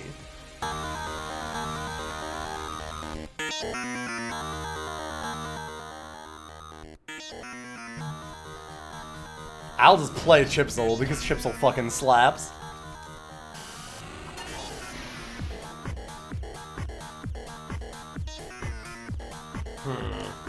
This might be reasonable.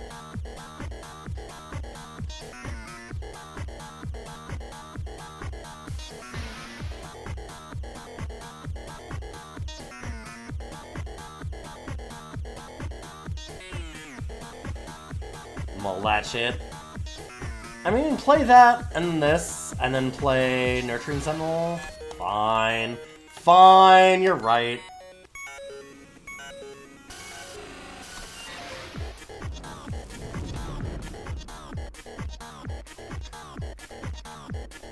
I get to Nurturing Sentinel, it was fine. Look at all the gas I had. The desert gives me strength. I'm gonna be sad to have to play that, but it's why it's there. It is technically a power card. Probably would have been Sky Scott this on turn 1. Sure. I'll keep them alive.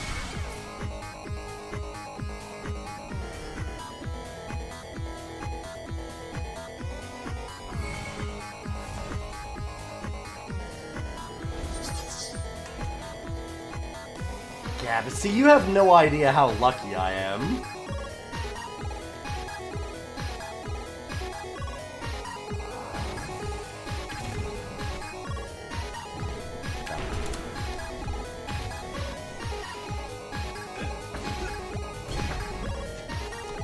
Hi, buddy, I heard you make a thing. Come on, go ahead.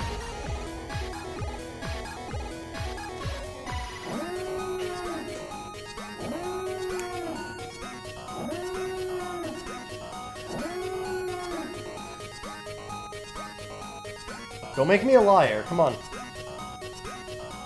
There you go, good boy. The boy comes. Oh, hello.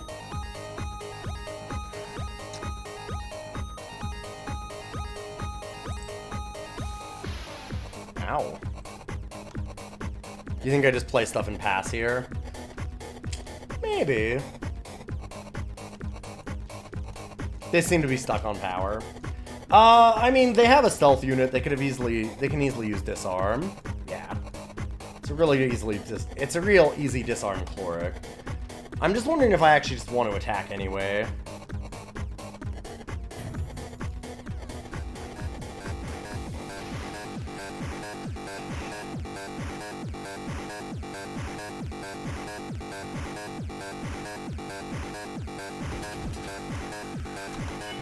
I'm still gonna attack. I know they have it.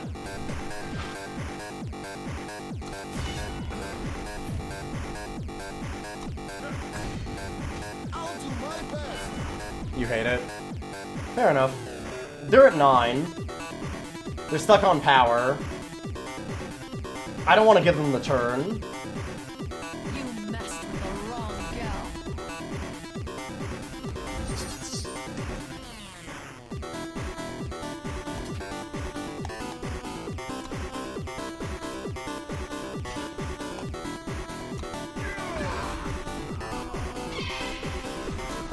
I'm really tempted to Thud Rocks to try and go for the win soon.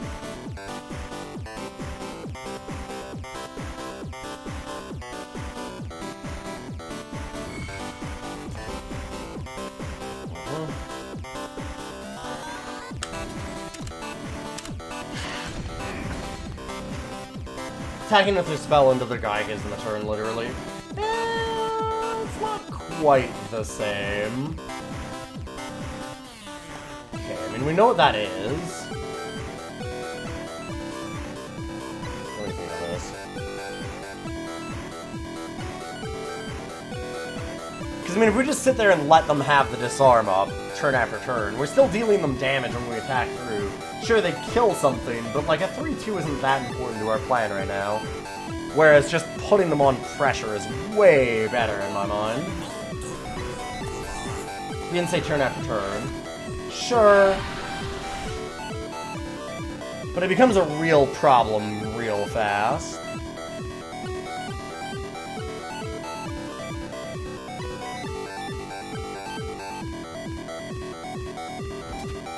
I mean, I don't think waiting for a long time is a good idea. I don't know. I just like just getting in and finishing them off fast. Just because I know they're stuck. If I didn't know they were stuck on power, it's a totally different thing, but...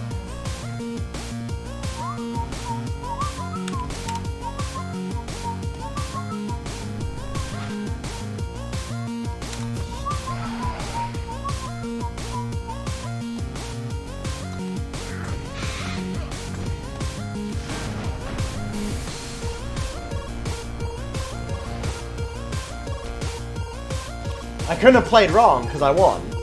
So obviously... Here, we think about results, because results are what matter.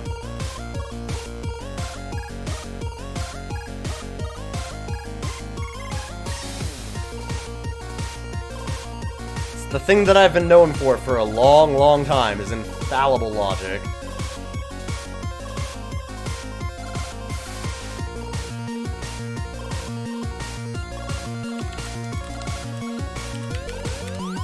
Oh wait, is it Log Champ? I was talking about this game earlier, by the way.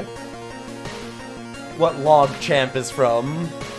Cliffy B, legendary game designers, like, first or second game? Dare to Dream, a shareware point-and-click adventure that was like super edgy teen Cliffy B when he was 17 or 18. Played that on stream. It was really interesting.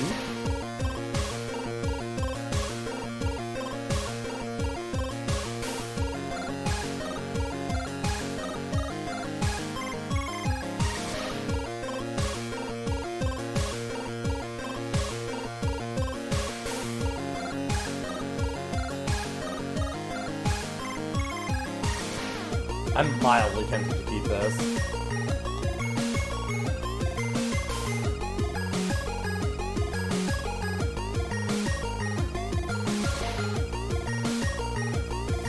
Fuck.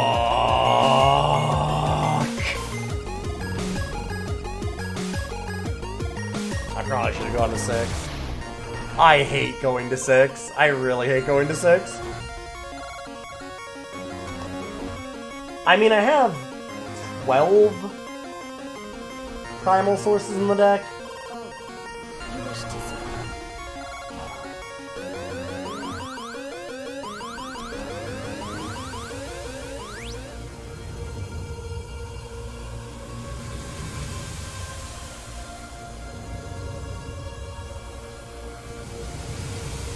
Going to 6 is really, really, really, really bad, yeah.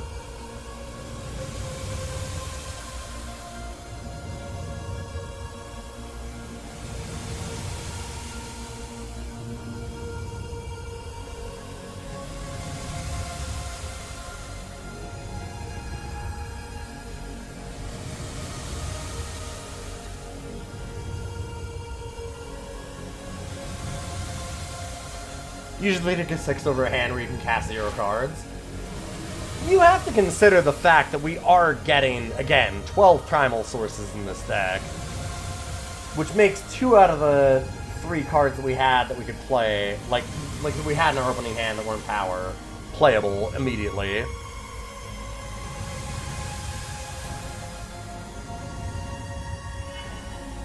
And when you consider that that's a third of plus of our deck right now.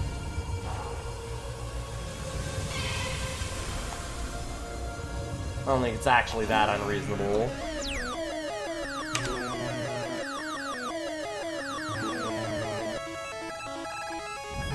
Sure.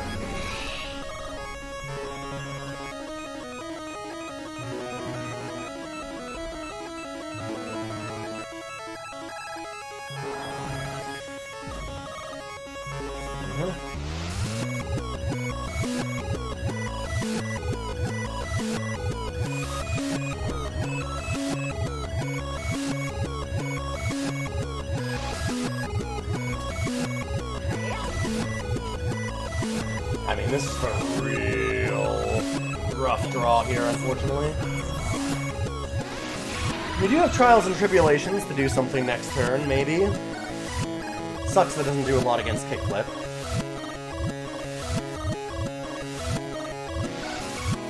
The number is nowhere near close to 50-50 when you win to go to 6 for winning. Not even vaguely.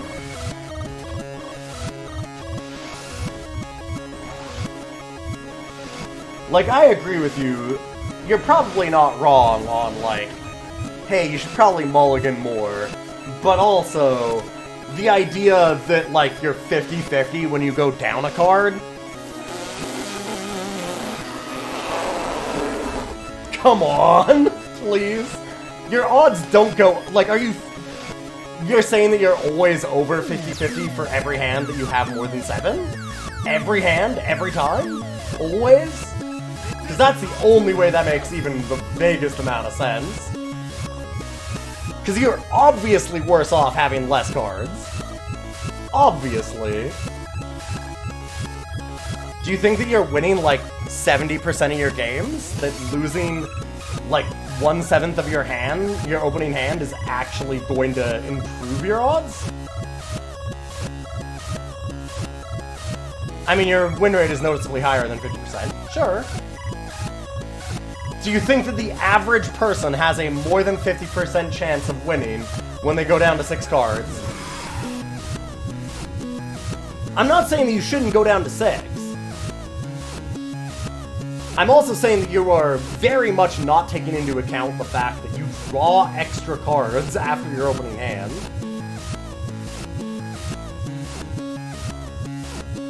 Like, you also have to look at the odds of what you have for drawing. We had a very, very, very, very high chance of drawing Primal. This is a slow format. Follow my We were fine. That's more of a problem. Hey, look, it's all of our power cards.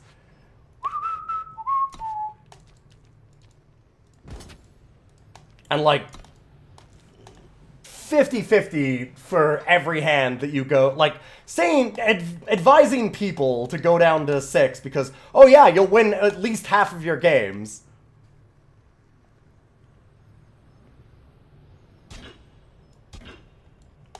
Yeah, that's how everybody's hands at 6 go. Like, no! A good match.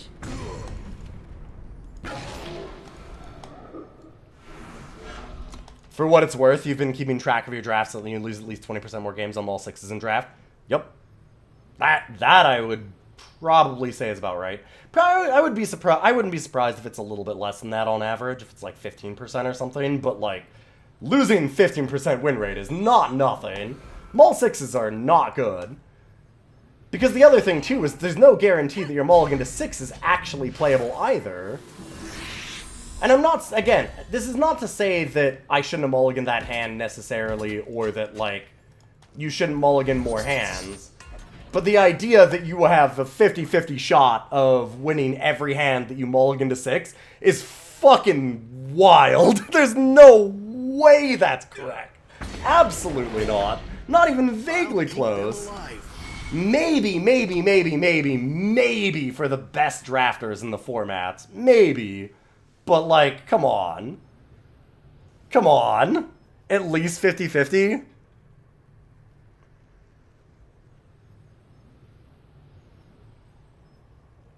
I think that the number is probably close to 50-50 for winning most games. Because there's a lot of RNG in card games, but yeah, like 6 is obviously a real disadvantage.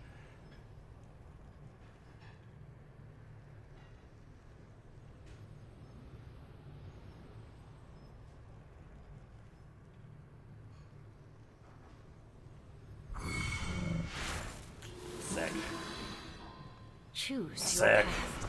They're really deep on this, huh?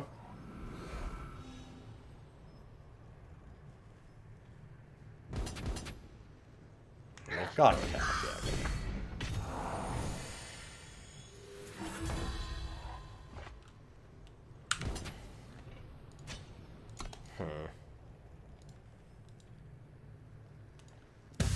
Now, if we're gonna listen to some real good music from Chipsel, since we were talking about toe tappers.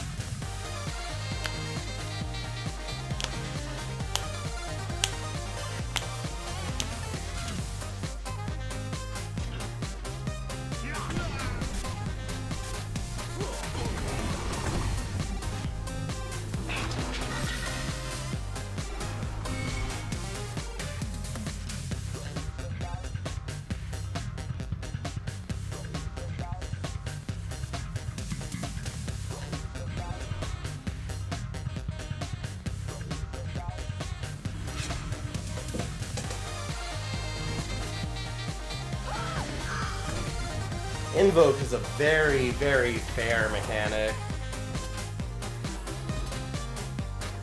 Everybody loves it.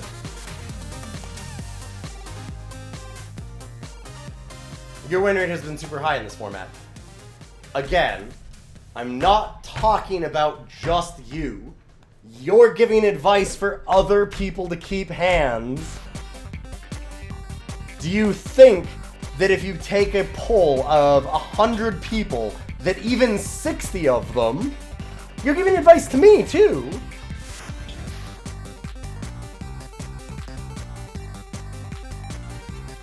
That's the whole idea, right? I'm saying, like, if you take 100 people, do you think that they're anywhere near getting 50-50 if they go to 6?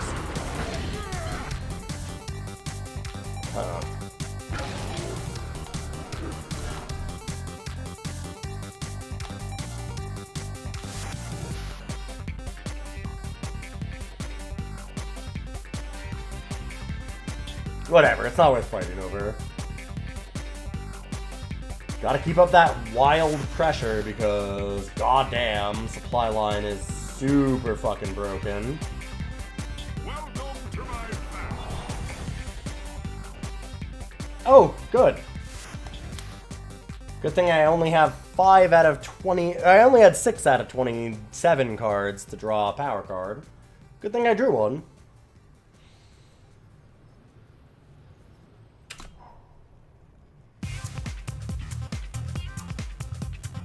Whew!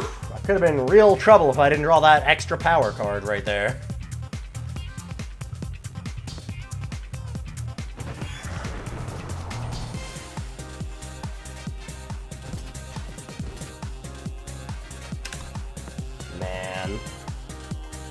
Invoke is such a cool mechanic. It's very fair.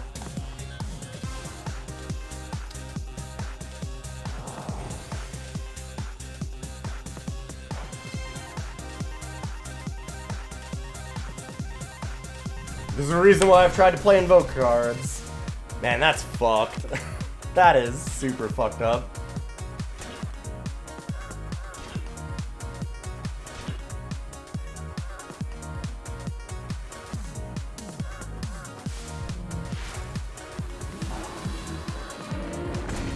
This doesn't make any sense. Yeah. I mean, this is just what happens when you draw 2/3 of your power. And you have 25 cards left in your deck. Nothing you can do about it. That was a lot of flood.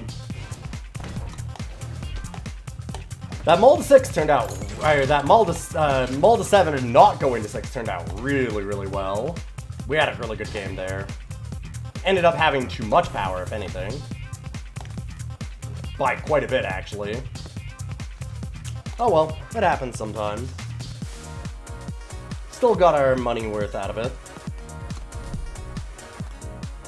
Yeah, and in general, I've done really well in this format too, but I feel like my odds in that game, again, when I have, like, multiple draws to actually draw Primal, and over 1/3 of my deck is going to be Primal power, I don't really see a reason to go down to 6 at that point, especially when I think that, like, especially when you consider that there's no guarantee that on 6 I'm going to get a playable hand either. When I have 12 Primal sources and I'm drawing it out of, like, 36 cards, I'm fine. I don't think there was any real problem. That's just me. I don't disagree with you on the fact that mulligan to 6 isn't just like an auto scoop and you should definitely do it at times. But I think that, considering that we only needed 1 Primal for most of our deck, and that we have that many Primal sources, I don't think it was that big of an issue.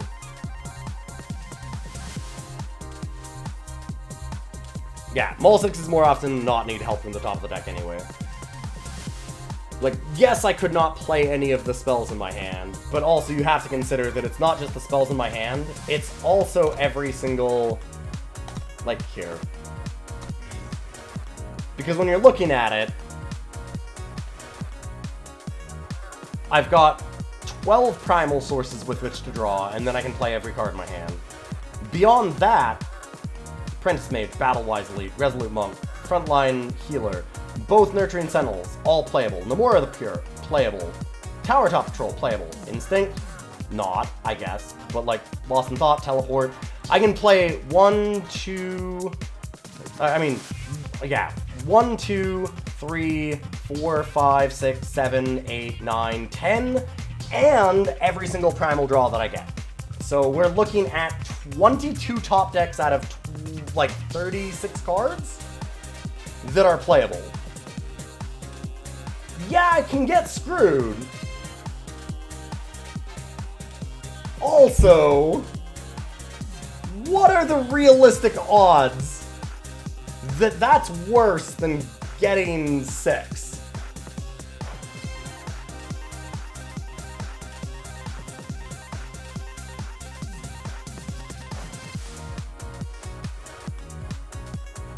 It seemed fine. It seemed like a fine keep to me.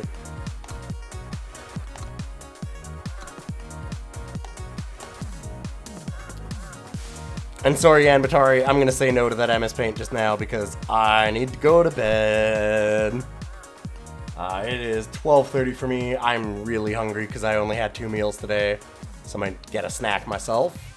And I should head out. So thank you all for being here, though. It was a lot of fun. There's a lot of theory crafting to go into about whether or not to keep 6s or 7s and, like, what to mulligan. And It's 10s is an incredible player. I value your opinion. I thought that was a fine keep. But I need to head out. Nap time and snack commission. No, I need to go to bed. Sorry, I'm like tired and a little bit lubricated. Plus, yeah, I just need to go. So I've got a long day tomorrow. You gotta remember, we have Roguelike Day tomorrow, which is 1 o'clock my time, 12 o'clock Pacific Standard Time, and it goes from 12 till like 8:30 Pacific, so I'm gonna be doing like 8 or 9 hours. How did that finish? We ended up drawing power and power and just flooding out 10s. We ended up with like 10 or 11 power to our opponent's 7, and they just beat us on that. It was actually a little bit close to the end, but... Was that a 6 win? I thought that was a 5 win. We ended up getting even anyway. We ended up being fine. We didn't lose money on it, that's for sure. I'm gonna host somebody else, so don't go away. See who's around. Yeah, they got supply lines off of Invoke and just fucked us. Because that's... Hey, that's what Invoke does.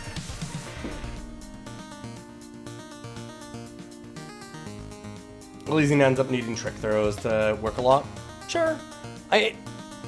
Realistically, that one was entirely decided by the fact that they got a supply lines off of the Invoke. That was like 90% of the end of that game was just, oh, they hit supply lines, okay, I'm dead. Because otherwise I think we actually had them, but we couldn't beat supply lines.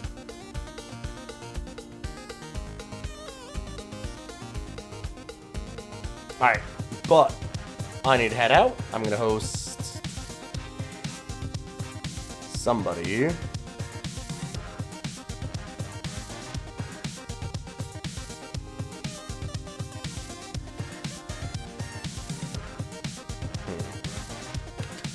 Old Iron Nuts, I guess, is playing some new Throne decks. And I admire the fact that gets dressed up in armor. That's good stuff. Alright, I'll be back tomorrow. We're going to be doing roguelikes for 8 or 9 hours, and I'll see you then. Have a good night.